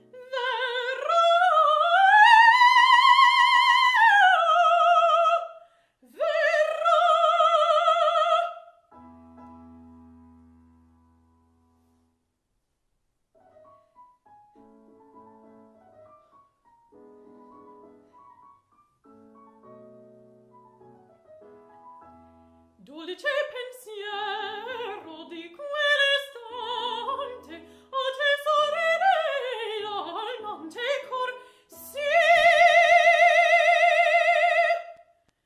Come più caro dopo il tormento e fermamento di gioia e amor. E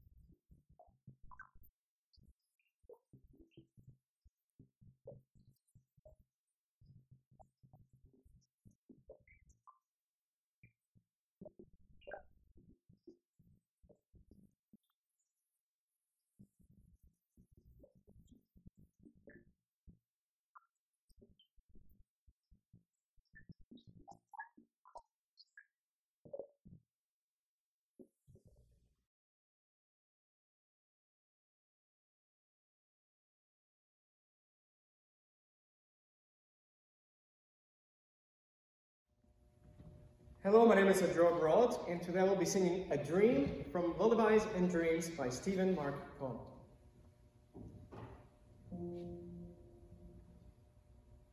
I dreamed I was a spider, a big fat hungry spider, and my limbs were dangled as I watched three wretched flies angled in my web, and the buzzing wings were strangled.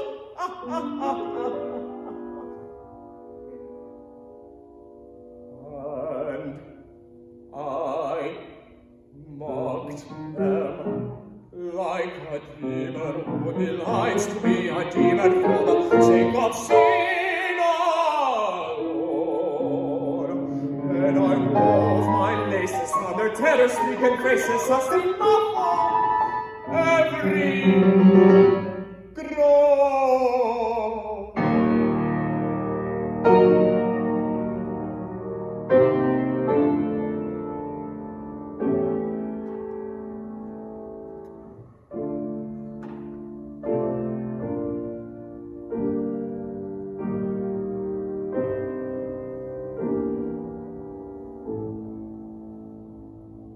And I experienced a pleasure so intoxicating that I can't get in. I cried, and my soul engages that all through the ages, nor the spider has felt so divine. And my victims were dying, they said, we are dying. Their earthly course had been run, and the scene was sun-pressing, that I breathed a special blessing, and devoured them one by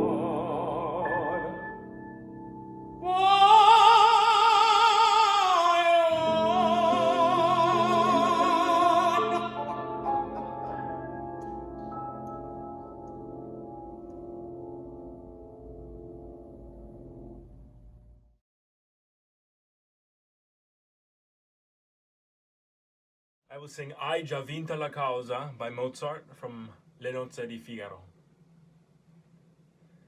Hai già vinta la causa. Cosa sento? In qual laccio io cadea. Perfidi! Io voglio di tal modo punirvi. A piacer mio la sentenza sarà.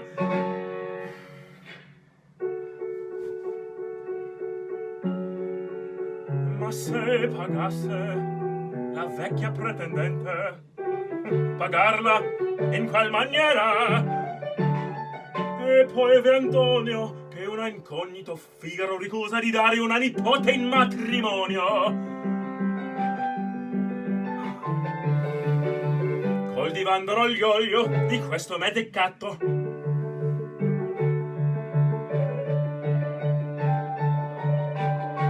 tutto giovane ragino,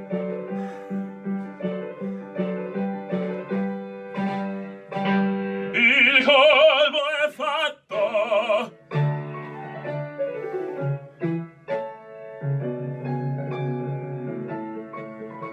Vedrò mentre io sospiro, felice un servo mio.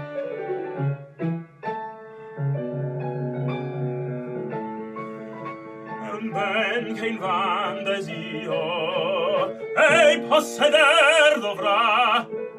Vedrò per man d'amore unita un vil oggetto che in me desto un affetto che per me poi non ha, che per me poi non ha.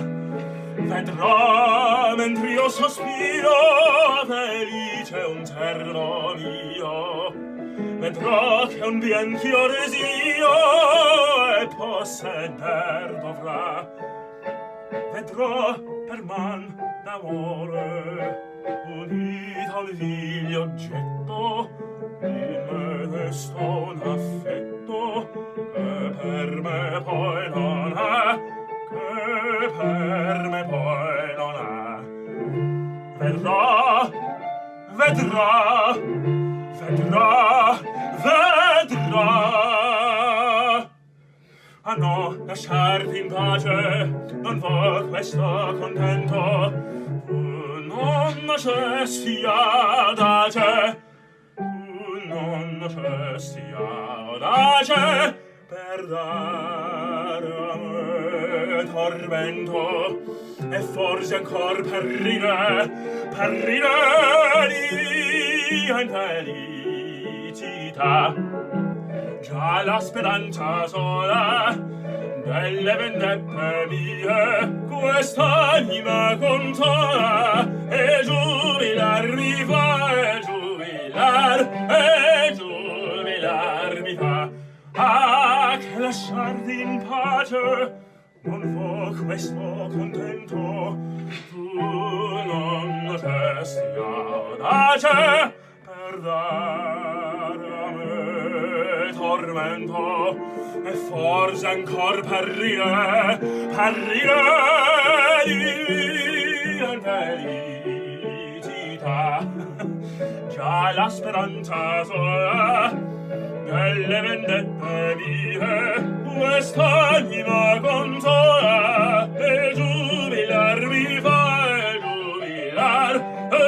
giubilar mi fa, e giubilar,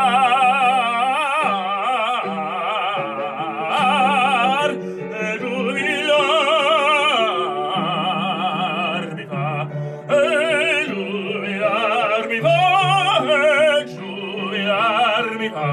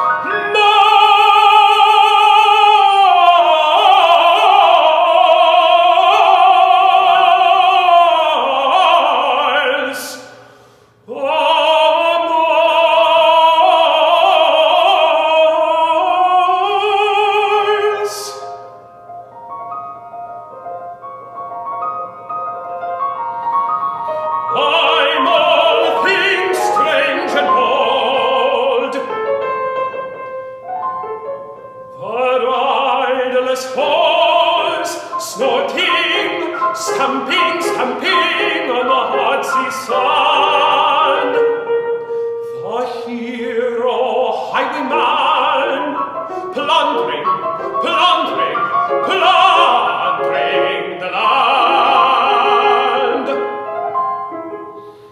I am King Midas with gold in his hand.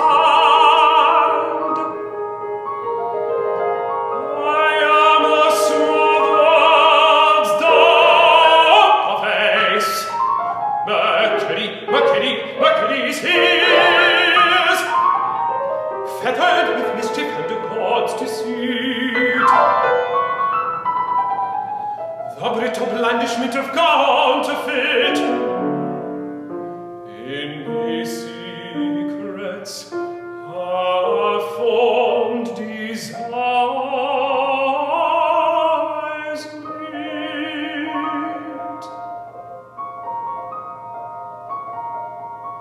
I am the hidden life that stirs when the candle is out. Upstairs and down, the footsteps barely heard, the unknown gesture, the soft persistent word. The long sighing flight of the night-winged bird, miles, miles, miles,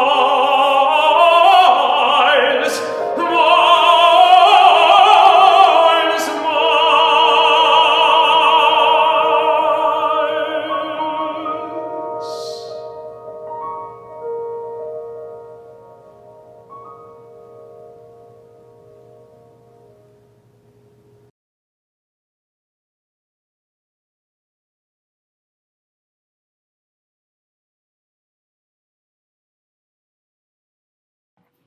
So thank you all for taking time in between the categories and to do this interview. I really appreciate it.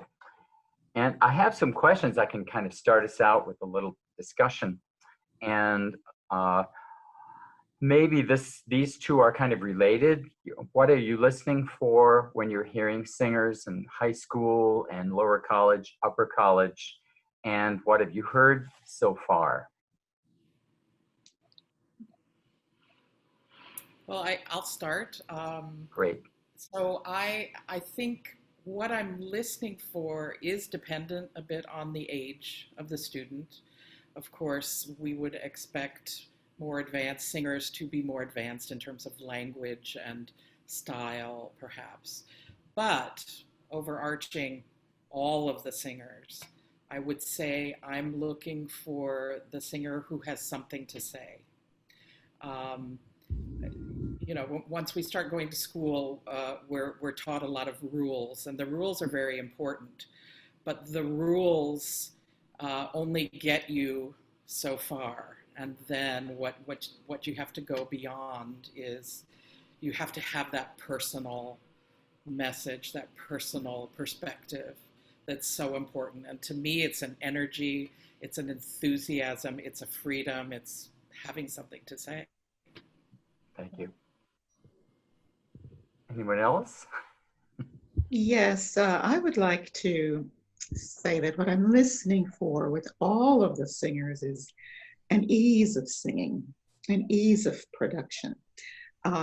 So often younger singers sometimes feel they have to push or they have to show themselves a bit older than what they are. And I found when I was listening today that I was gratified to hear so little of that. People were singing with ease. They were not off the breath. They were not trying to be something that they weren't. The linguistic skills were also gratifying to me. They were surprisingly high with all levels of singers, from the younger ones to the older ones.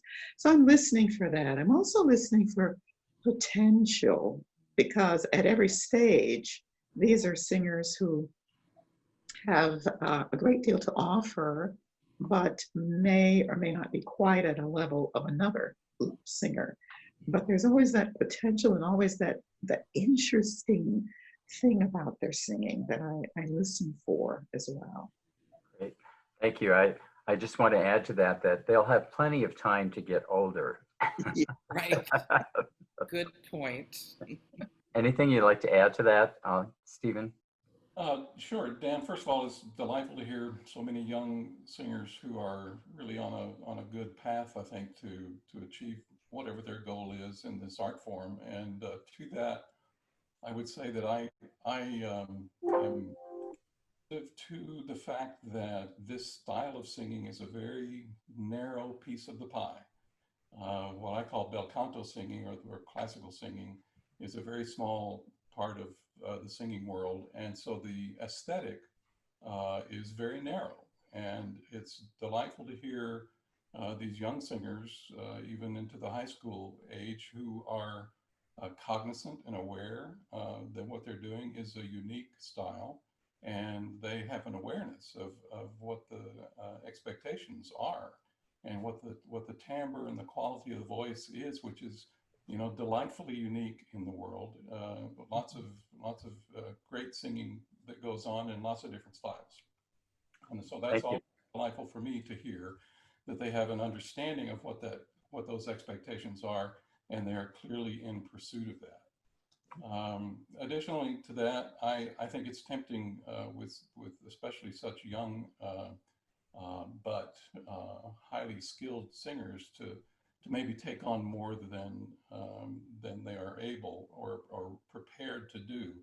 And so I think it's one of the things that I'm particularly picky about is musical accuracy. And if a piece is too difficult so that the correct notes just simply can't be sung, well, then it's just too hard and it needs to be put away and something else picked up. And so for the most part, it was delightful to hear such solid musical preparation and performances today, and very delightful to hear it. Great, thank you so much. Do any of you have some, well, I hope each of you has some great advice for young singers, and maybe you want to segue into the value of NATS auditions or just auditions in general. So. Well, I think that when you're starting out in school or not even in college yet, auditions are a great way to get positive feedback. And I think NATS always emphasizes that feedback should be constructive.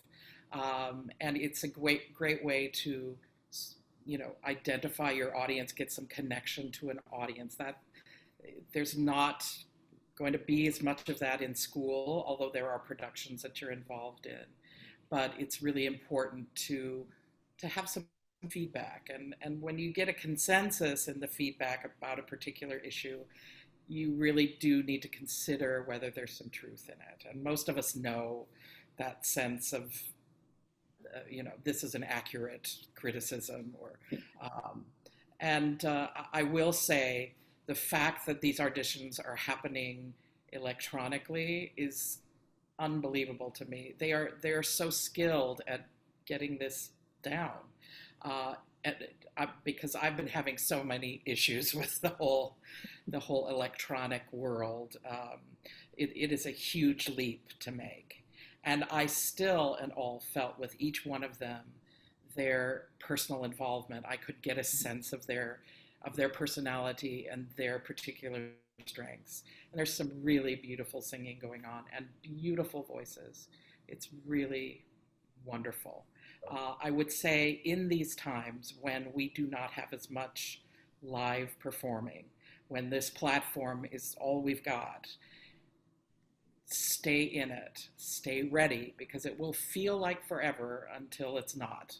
And then we'll be back together in the same room, and we will be making music for actual human beings sitting across from us. So I think that motivation and purpose right now is so important.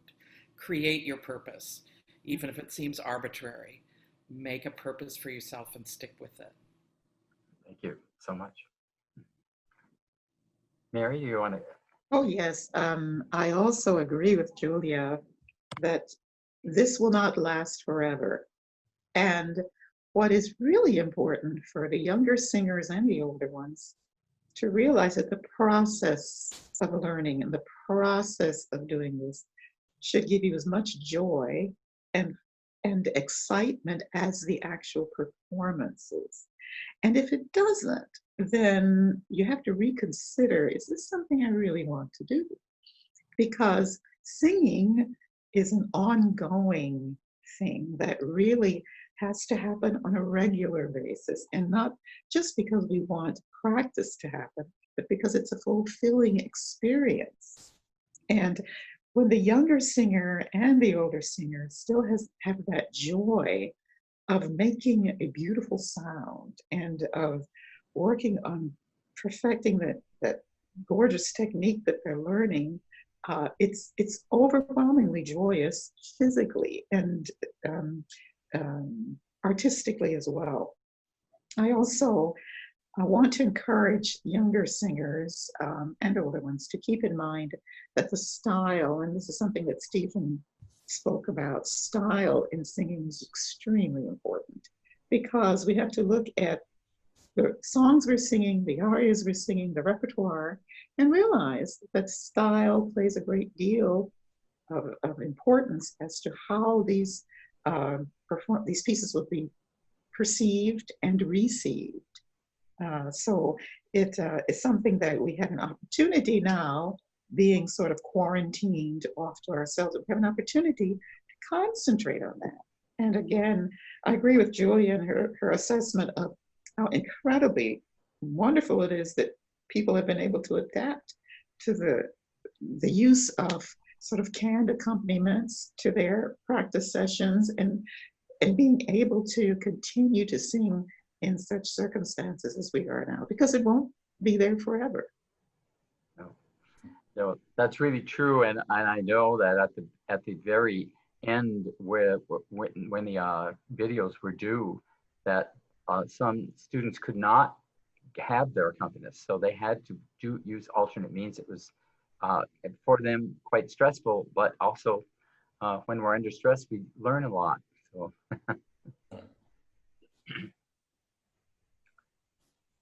Stephen, do you have anything to add to that? Yeah, if I could. Sure. So I think a really important thing for a young musician to realize is the fact that it's a long haul, and that patience is so critical. It takes years to create not just the instrument, build the voice that's able to pursue this career, but then to understand and to take on all the elements that are so important to an idiomatic performance, of Mozart or Strauss or Britten, that we've heard such wonderful performances of today. They're each very distinct art forms in a way, and the style and the delivery is a life study, and it just takes endurance and patience, always being open to learning new things, surrounding yourself with people who know those things and have the ability to pass them on to you as you're ready for it. Mm-hmm. Yes. Well, thank you all so much for doing this interview, and we'll get back to categories 13 and 14 in a moment. And so appreciate you taking the time to do this adjudication, and also that you could take the time to do this short interview. Appreciate it a lot.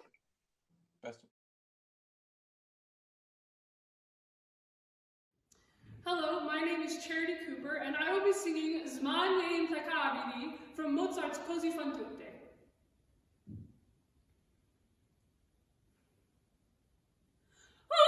Scostati, povente e tristo letto, tu indisperato affetto, chiudi quelli che resti, odio la luce, odio l'aria che spiro, che scorre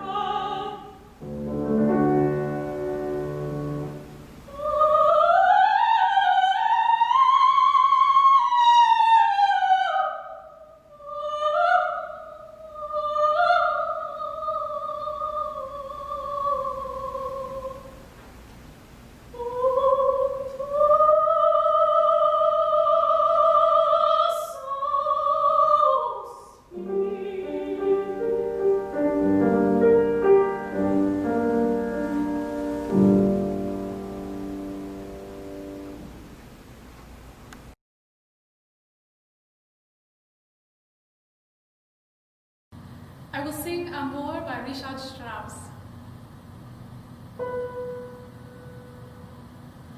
An dem Weiß aufs das Kind, Amor, Amor, und war blind mit den kleinen Blüten,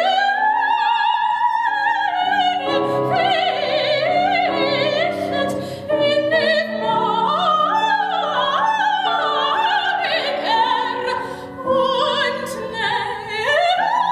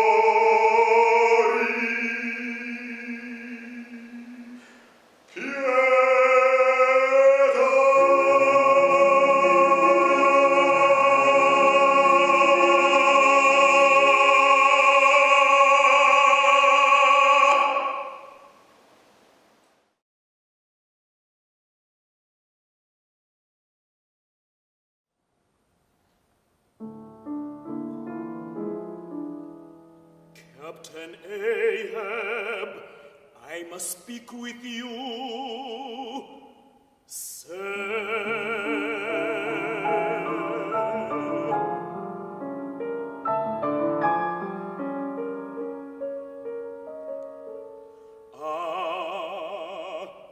He is sleeping.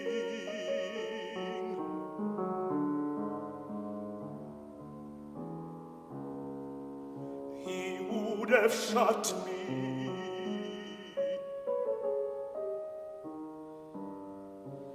That's the very musket he pointed at me. Loaded, aye, and powder in the pen.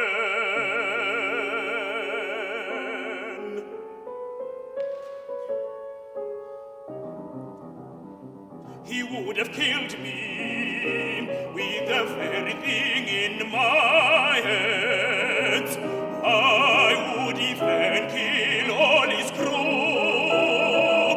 My soul swears this ship will come to deadly harm. What cares Ahab?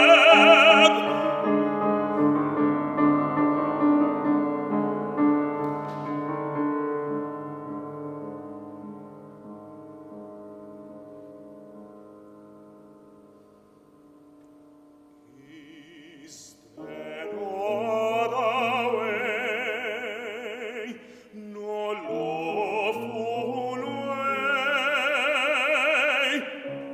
Make him a prisoner to be taken home.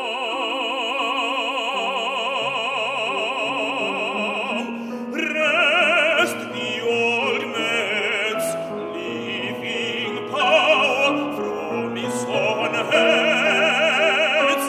Only a fool will try it. The men have vowed thy vows. I know all of us are Ahabs.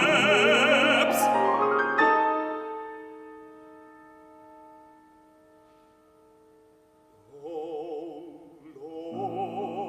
Lord, is it murder to strike a would-be murderer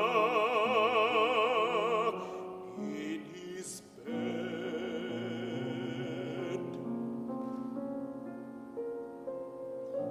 Oh Lord, what shall I do? One touch and stomach may survive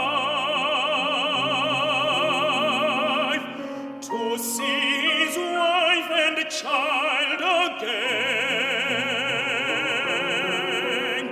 return to them alive.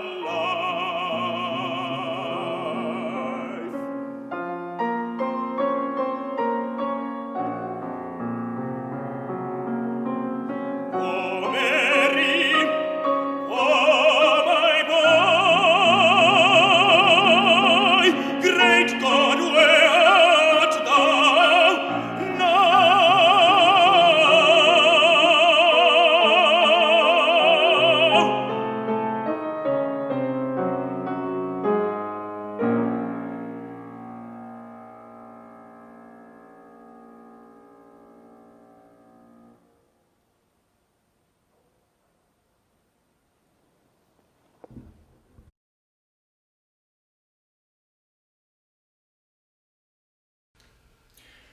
I will be performing Lieben, Hassen, Hoffen, Zagen by Richard Strauss from Ariadne auf Naxos.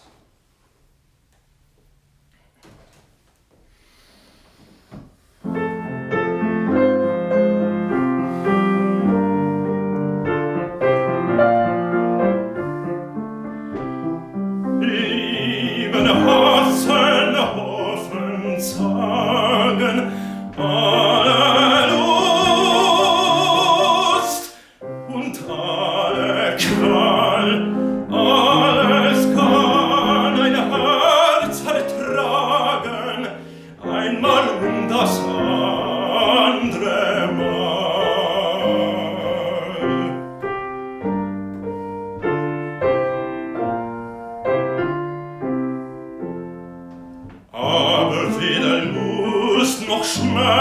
Herzen abgestorben. Auch der Pein, das ist tödlich deinem Herzen.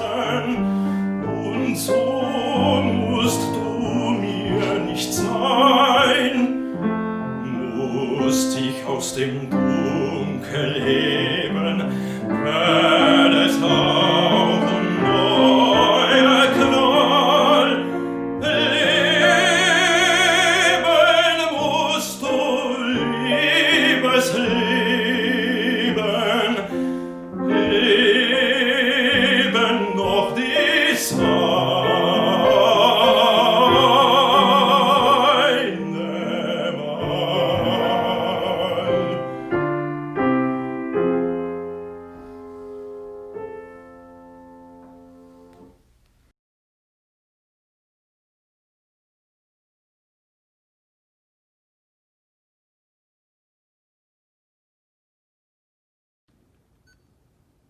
This is Witness by Hall Johnson.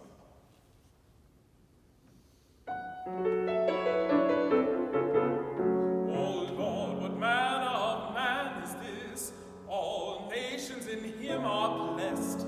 All things are done by his will. He spoke to the sea and the sea stood still. Now ain't that a witness for my Lord?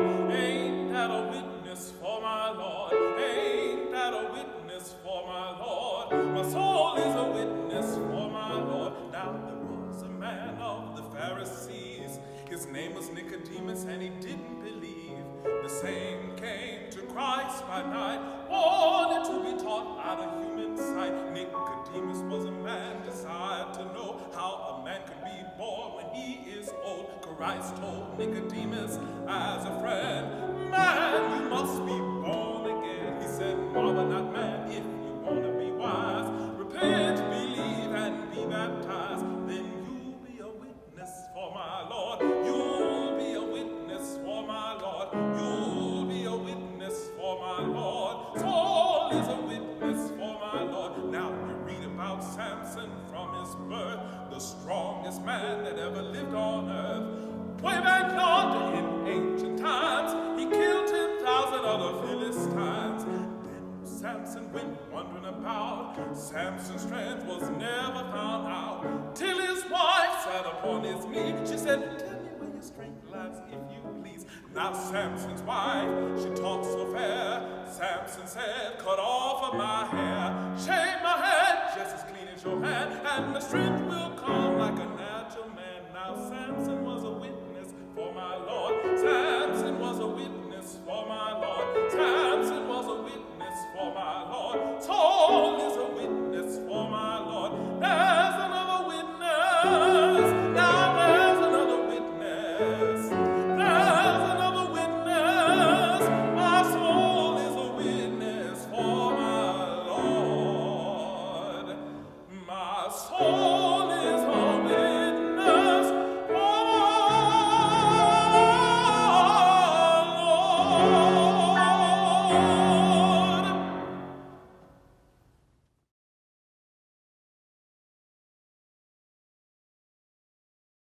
Hi, my name is Austin Henry, and I will be singing Crucifixion, arranged by Hall Johnson, from the cantata Son of Man.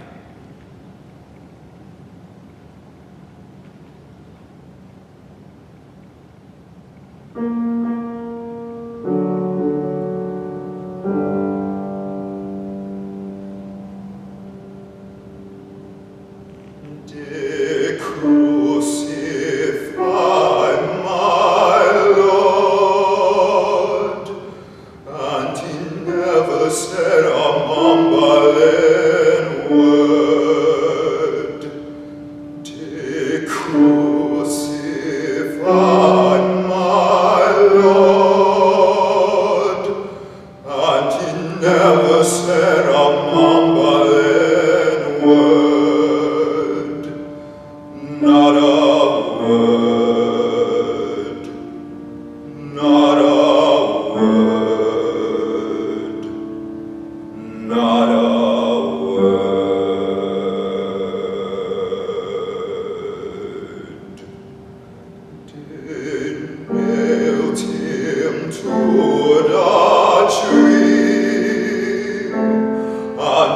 never said a mumbling word.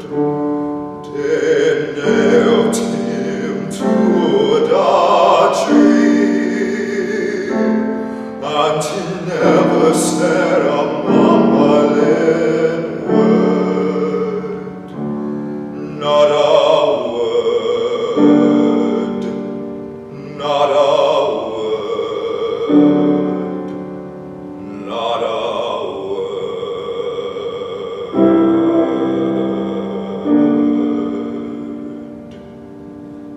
They pierced him in the side, and he never said a mumbling word. They pierced him in the side, and he never said a mumbling word. Not a word,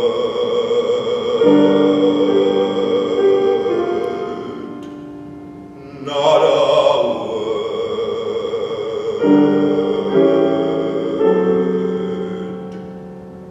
not a word.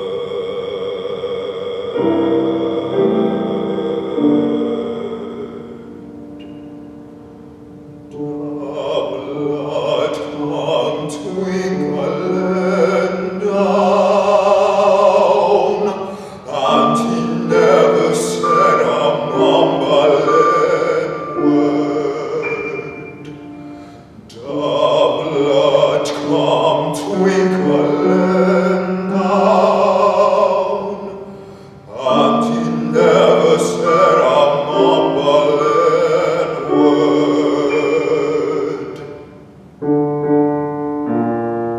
No, no,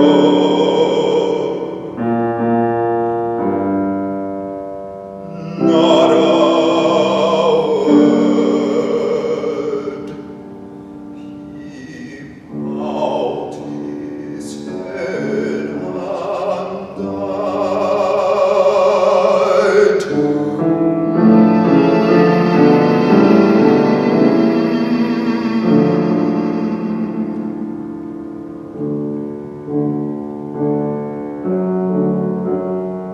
Died.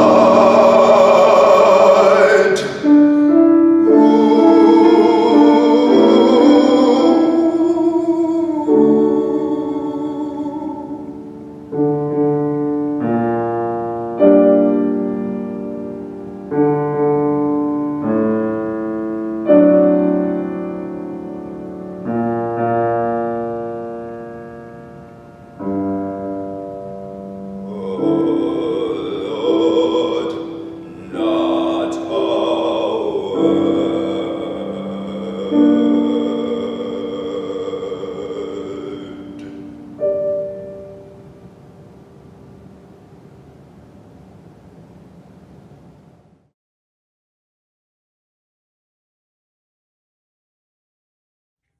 I will sing City Called Heaven by Hall Johnson.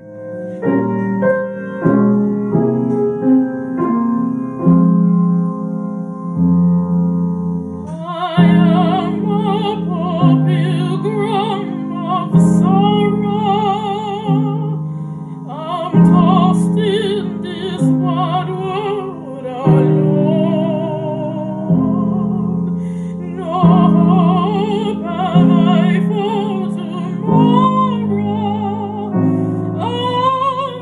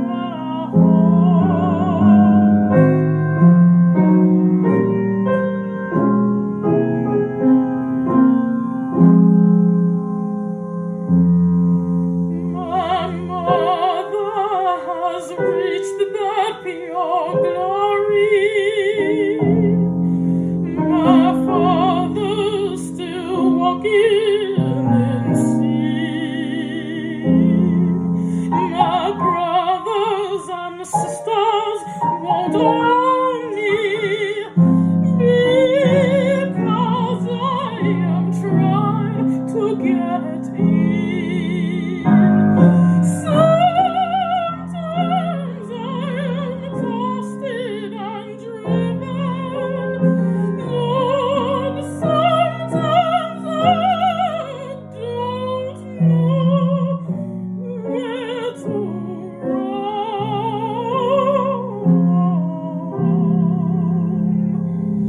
I heard of a city called heaven. I've started to make it my home. Sometimes I'm tossed and driven, Lord, sometimes I don't know where to roam.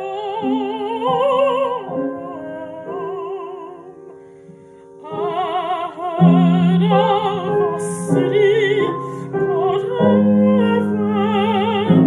I've started to make it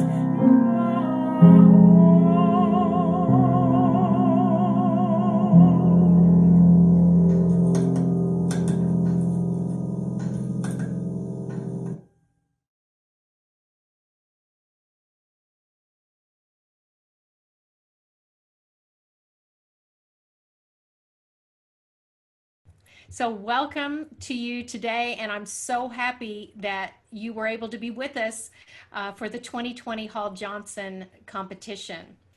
We're here to talk with them a little bit about spirituals and their task of adjudicating this year's competition. There are a lot of years of singing and adjudication on this screen. So I'd like to first ask you about your experiences of singing spirituals. Could you tell us a little bit about your recollection of your first experiences of singing, and maybe especially with Hall Johnson arranged spirituals? Whoever would like to go first. I'll start. Okay, great. I remember my mother was a church pianist, choral director, and musician. And so my memory of singing spirituals and hymns began very early. And I guess from birth. And at 3 years old, I stood beside the piano with my mother playing the piano, and I sang my first song, hymn, and a spiritual. So I grew up really just kind of knowing something about the spirituals. I had an opportunity. I could memorize very quickly. Even though I had my songs memorized, I liked the fact that the choir used a book. So I would put a book in front of me, and but I had the words memorized. So I grew up with the spiritual. What about you, Barbara? Oh, I could say the very same. My mother was not a trained musician, but she sang in the church choir, and I sang in the church choir. But I was thinking of some of my first experiences with actually performing spirituals were with the Legend Singers, which is a very well-known ensemble run by Kenneth Billups in St. Louis as I was growing up as a child. And I was a high school member, which was a big, big deal back then, of Legend Singers. They had maybe four, one in each category. And I sat with the sopranos feeling like I was in heaven. And we sang all kinds of music. I can remember spirituals and things like God's trombones and so on. But most importantly in that time for me was that Hall Johnson himself came to St. Louis and did a master class with us because we were preparing a concert of spirituals. And so I won't go on about that right now, but I will share some of his personal thoughts about his songs, because to me it was like having Mozart in the place.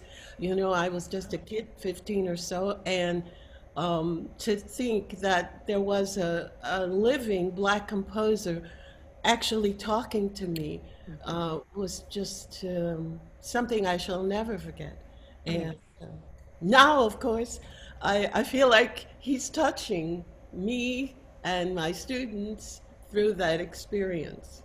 Oh, how So I'll wonderful. shut up. I could go on. Sorry. Everett, what about you? Well, I grew up in Montgomery, Alabama, and I was during the civil rights movement. And my father was a deacon at the church where Ralph Abernathy was the minister. And Ralph Abernathy, of course, was Martin Luther King's assistant. And Martin Luther King lived right around the corner from my house. And so a lot of the iconic photos that you saw, that you see of the civil rights movement with Martin Luther King were taken in my father's church at First Baptist Church because it was a very large building. And Dexter Avenue, where Reverend King preached, was a smaller, much smaller facility. So I heard these great choirs coming through Montgomery in support and solidarity to the civil rights movement. And Tuskegee Institute was 30 miles up the road, and William Dawson was there, and of course working and arranging and just making these amazing arrangements. And so it was really in my whole life blood from a very early age because of the work in the civil rights movement. And Martin Luther King loved spirituals and would quote spirituals in his sermons. And so it was a music that, you know, was really in my blood from a very early age. Wow, that's so inspiring to hear. In light of the purpose of the Hall Johnson competition, where we are wanting to encourage restoring authenticity to the performance of classically arranged spirituals, could you speak to how performers do this? How do performers maintain authenticity in the performance of spirituals? Maybe could we speak, who would like, Barbara, would you like to start since you knew the man? Well, he was quite specific about what he wanted with his music. He didn't want you recreating it and gospelizing it, and he was very articulate in saying so. He wanted to really to follow what he wrote, especially in the spirituals he himself set, he composed, he not just arrangements, and so he was adamant about the simplicity of timbre, that you never forgot the message of the text, and that you kept the voice as a sort of supplement to what the message was and not the other way around. That you didn't get excited about you, but that you got focused on what the message was. And for me, this was just like nothing new because that's kind of the way my mother taught me to sing as a child. You know, it was about what you were saying, and if you really said it with a commitment, people actually felt what you were saying. So And that crosses over all genre, doesn't it? Yes. yes, it does. Yes, yes. What about you, Devona? The kind of zeroing in on the same idea of the message, telling the story is so very important. We are storytellers. We are conveying a message when we perform. And I think with Hall Johnson as well as H.T. Burley, we are experiencing the classics within the spiritual. And one way to keep this alive is to include them on our recitals because they belong there. And this is something that I'm always aware of. It is the spiritual is a significant part of our culture, and you know, to include them with the European music, our German, French, and Italian, as and most of that music was these were also folk songs They're songs of the people telling a story. And so we have to remember the same thing in reference to a story that may be somewhat different, a story that comes from, you know, a twofold in telling a story, but also keeping some of history alive. And each part of African American history, we have to remember that music was so much a part of telling the story of what was going on. If we were talking about the civil rights movement, we can, Oh Freedom, we can name specific songs that were very significant during the history and a particular time in our lives. So to keep these songs alive, to keep them on recitals, to perform them, to help our students to understand the history behind them, and just as with the Hall Johnson competition, to help them to see the significance of the composer, the music, the culture, and the history. It's very important. Yes. Everett. Well, that was one of the reasons that I started the American Spiritual Ensemble. When I got out of college and then I started performing in the business, I was noticing that there was a sort of a trend towards gospel music, and some of these spirituals were being lost, and then the ones that were staying were sort of being what I would call gospelized, as Dr. Moore said. And I think that that's something that I wanted to try to create a group that would celebrate these spirituals in this classical form that H.T. Burley started, and celebrate the music and tell the story of these spirituals. They have powerful stories. And so when I'm working with a student or with the American Spiritual Ensemble, I'm talking about the story even more than I'm talking about the music, because we've got to make sure that they understand the meaning of these songs and the story behind these songs, because it really does help then to understand the culture when you understand the music. So yes, I get that. So when we talk about adjudicating, so talk about what your task was for this year's NSAs.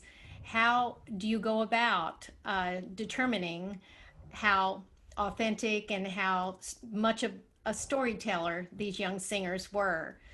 So can you speak to that, Everett? Well, that was something that I was looking for in the competitors. I wanted to see if they could tell the story, and if and how they told the story, if they understood the story, because that's really important. And I wanted to make sure that that was not lost in this competition. And so as I was listening to because it's amazing. They all had beautiful voices. Yes. And so that was not, that made it even more difficult because the voices were so beautiful. And, but I was looking for storytellers. That's great. What about you, Devona? In addition to expression and vocal inflections and how the story was being told, the quality of the tone in possibly emphasizing certain sections, the musicianship, the characteristics, the spiritual, the syncopation within it. How is the voice being used in order to express each style? Basically, there's a characteristic, there's something very important within that particular style. How did the student use their voice in that particular style? The coloring within the tonal quality in the expression as they expressed the story was very important to me. So there are many things. Many aspects. Yes. Many aspects to storytelling. Yes. What about you, Barbara? Well, I agree with my colleagues. The voices were lovely, and in all cases, really, it was interesting to see the interpretations of songs you've known your entire life, how differently they were expressed by each person, what things appeared important to them to say and convey. Um, and of course, for me, I could hear Mr. Johnson's voice saying, I didn't write that. Or I did. And I mean, if you meet somebody and they've written something, and they're specific about wanting it back, you don't want to hear people misinterpret and inaccurately interpret what has been written. And that was important to me. I just could hear his voice. And it was interesting, when he worked with singers individually as well as with our ensemble, he would uh, explain how important rhythm was, how important syncopation is to the storyline, and the energy of a piece. And then he would allow a person to sing to the end, and if they added, for example, at the end, the octave, something that's the same pitch, he would want to know why they felt compelled to do so. And they really had to explain that.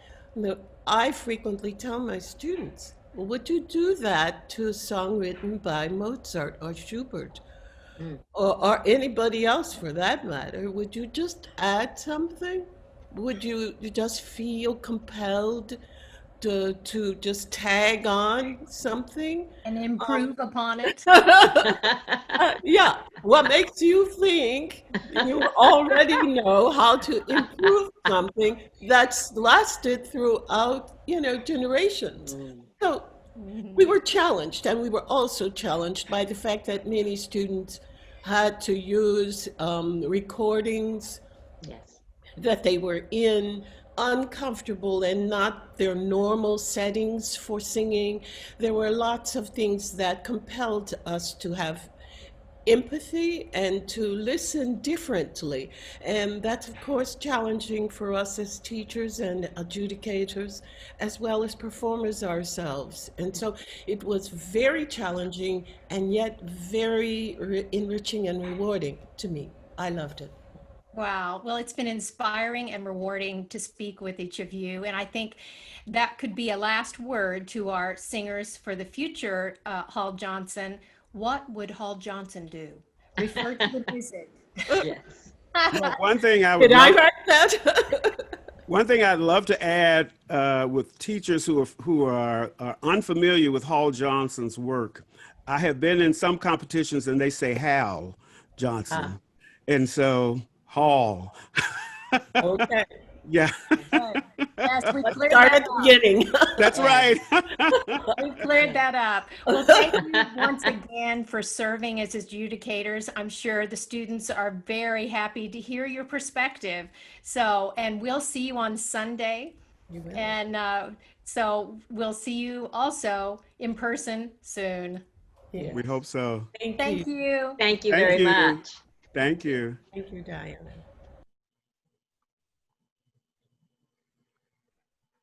Now we are at the part of the day in the afternoon that you have all been waiting for, which is the announcement of our winners. And first, I would like to make a couple of announcements and thank yous to some very special people. The first are to the parents, teachers, and accompanists that all of you singers work with every day, who support you in your musical endeavors and keep you feeling secure in this this time that we are in right now. And the next thank you is to our Vice President for Auditions, Diana Allen. She has been a wonder to work with. She will be the Vice President for Auditions for a couple of days and soon to be our President-elect. And she is kind and helpful and always so articulate and really helps us feel like we can get our work done with ease.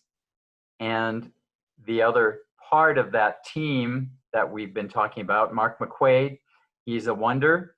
He has a wonderful family with young children and a full-time teaching position in addition to the work he does with NATS. And he's always available, he's always helpful, and usually our meetings, mine and his, happen on the telephone at 6:45 in the morning, because that's the time that he has available, but he's always so positive and helpful. Thank you, both of you. What a great team. I'd like to thank President Karen Brunson. She's president for a couple of days.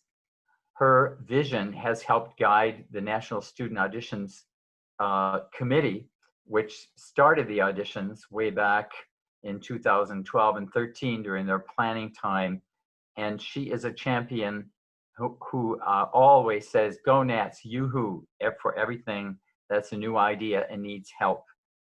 And she started the NSA workshops that you students can all take part in during our conference and during our summer workshops.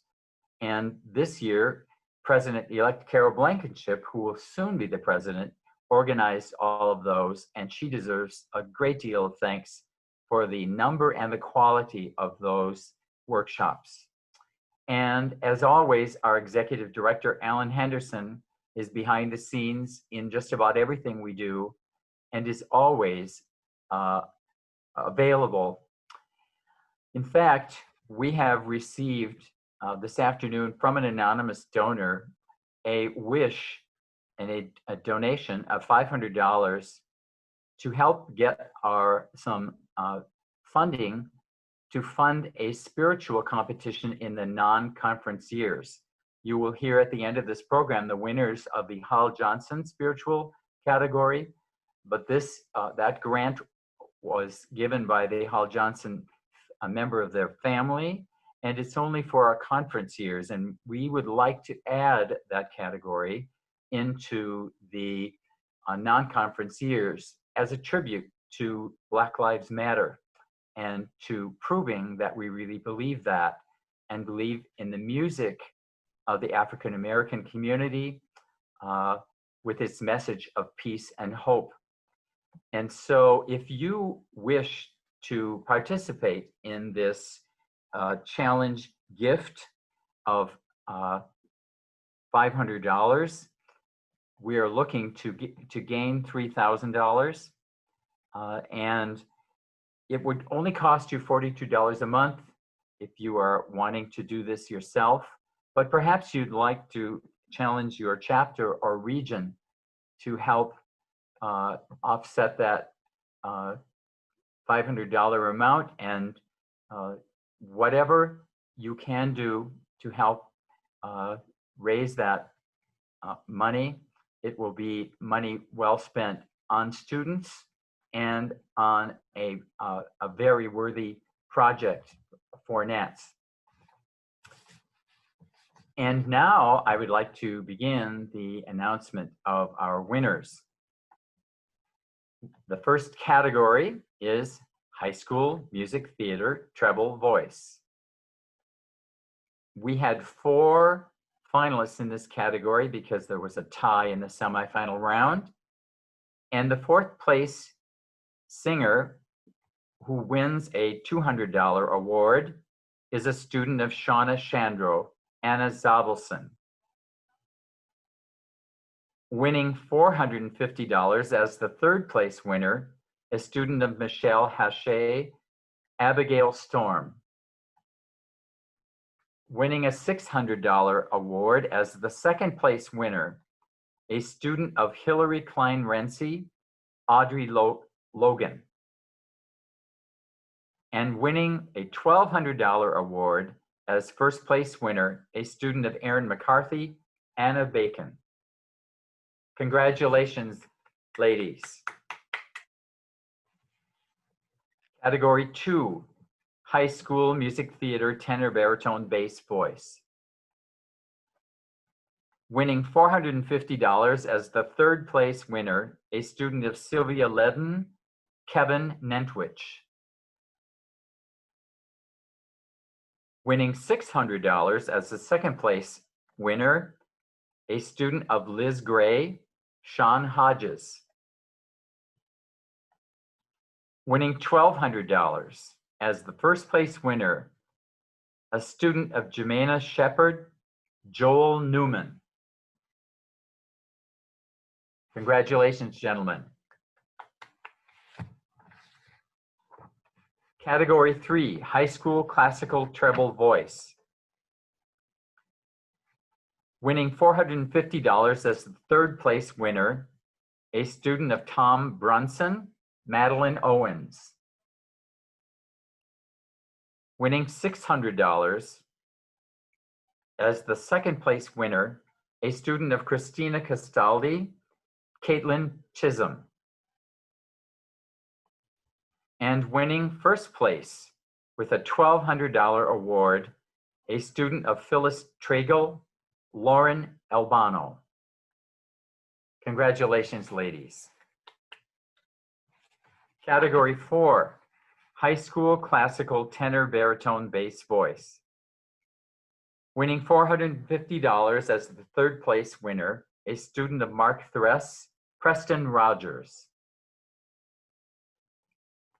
And winning $600 as the second place winner, a student of Joanna McCarty Rogers, Luke Daly.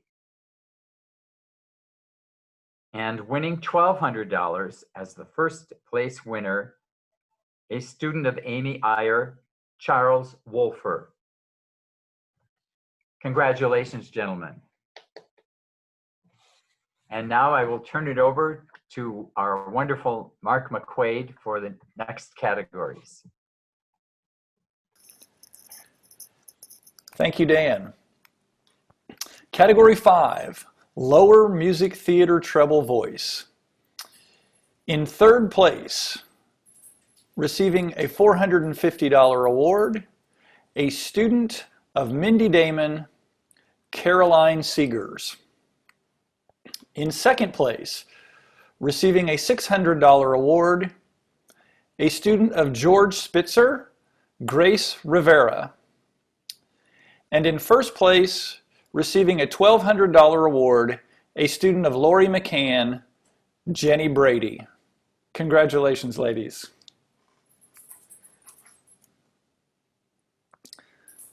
Category 6, Lower Music Theater Tenor Baritone Bass Voice.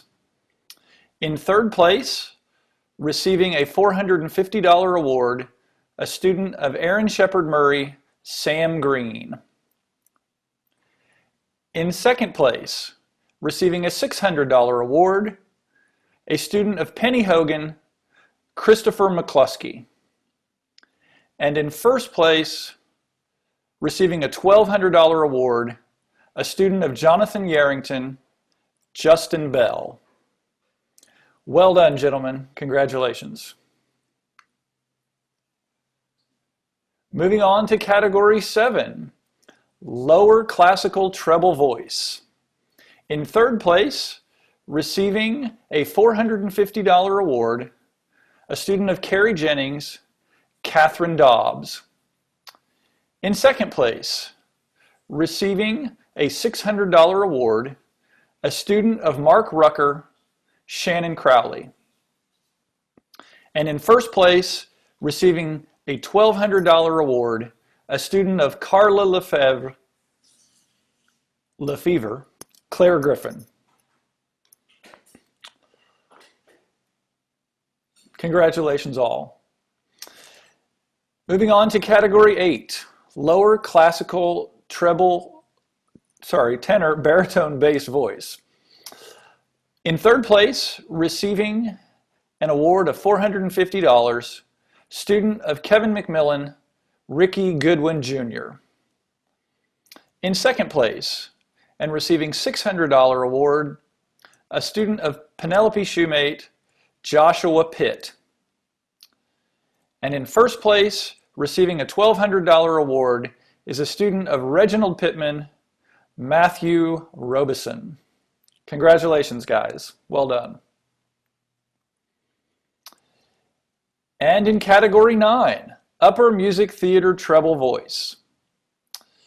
In third place, receiving a $500 award, is a student of Mark Greenewalt, Abigail Montez. And we have a tie for first place in this category.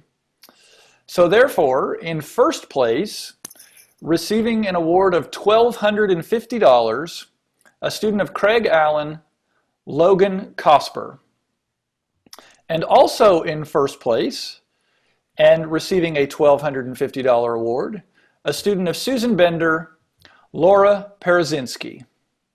Congratulations, ladies. Well done. And now we'll turn it over to Diana for category 10. Thank you, Mark. So now we have category 10, upper musical theater, tenor, baritone, bass, voice. In third place, receiving $500, a student of Stephanie Jones, Caleb Mitchell.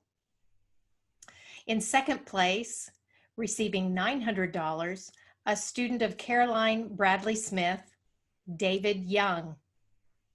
And in first place, receiving $1,600, a student of John Wright, Jeremy Copeland. Congratulations. And next we have category 11, upper classical treble voice. In third place, receiving $500, a student of Carolyn Hart, Sophie Blay. And then we also have a tie in this category for first place. In first place, receiving $1,250, a student of Dan Johnson Wilmot, Alexandra Birch. Also in first place, receiving $1,250, a student of Carrie Jennings, Connor Locke. Congratulations. And next, category 12, upper classical tenor, baritone, bass voice. In third place, receiving $500, a student of Alan Henderson, Adriel Baralt. In second place, receiving $900, a student of Elam Ely, James Harris. And in first place, receiving $1,600, a student of Caroline Bradley Smith, David Young. Congratulations, men. And next, we have category 13, advanced classical treble voice. In third place, receiving $500, a student of Jamie Van Eyck, Charity Cooper. In second place, receiving $900, a student of Dan Johnson Wilmot, Audra House. And in first place, receiving $1,600, a student of Nancy Olson Shadalas, Madeline Ross. Congratulations. And next, category 14, advanced classical tenor, baritone, bass voice. In third place, receiving $500, a student of Elizabeth Daniels, Austin Vitaliano. In second place, receiving $900, a student of Barbara Hillmore, Prosper Macanya. And in first place, receiving $1,600, also a student of Barbara Hillmore, Chilidzi Ndo. Congratulations. Dan?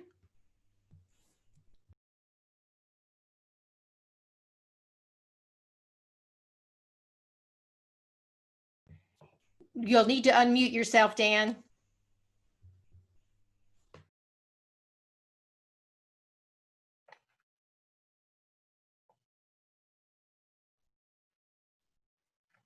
Oh my goodness. There we go. Okay, here we go. And now it's my privilege to present the winners of the Hall Johnson Spiritual category. And this is also always a special event because we only have this category every other year at our national conference. And I will just remind you that if you want to help us establish a spiritual category in the non-conference years, you can make that donation on the NATS website. Due to the generosity of the Hall Johnson Estate, a 2000 First Place Award is given in each national conference year, even numbered years, to the best performance of a Hall Johnson spiritual for the conferences from 2016 to 2036. So the performers apply for this category as part of their regional student auditions, and they advance to the national level. And this year, we're proud to announce that the third place winner of a $500 award, a student of Grant Knox, is Tyrese Bird. The second place winner, winning $900, a student of Jamie Van Eyck, Austin Henry. And winning the $2,000 award for the first place winner of the Hall Johnson Spiritual Competition is a student of Louise Toppin, Amber Merritt. Let's congratulate everyone. And thank you all for being here. And we hope that we can top this year's number of entrants in our national student auditions of 755 singers. And it's getting better and better. And with your help, we'll continue to have a quality event and to be able to help all of these singers. Thank you, Diana and Mark. Thank you, Dan. Congratulations all, and great job, Dan, Mark. Well done.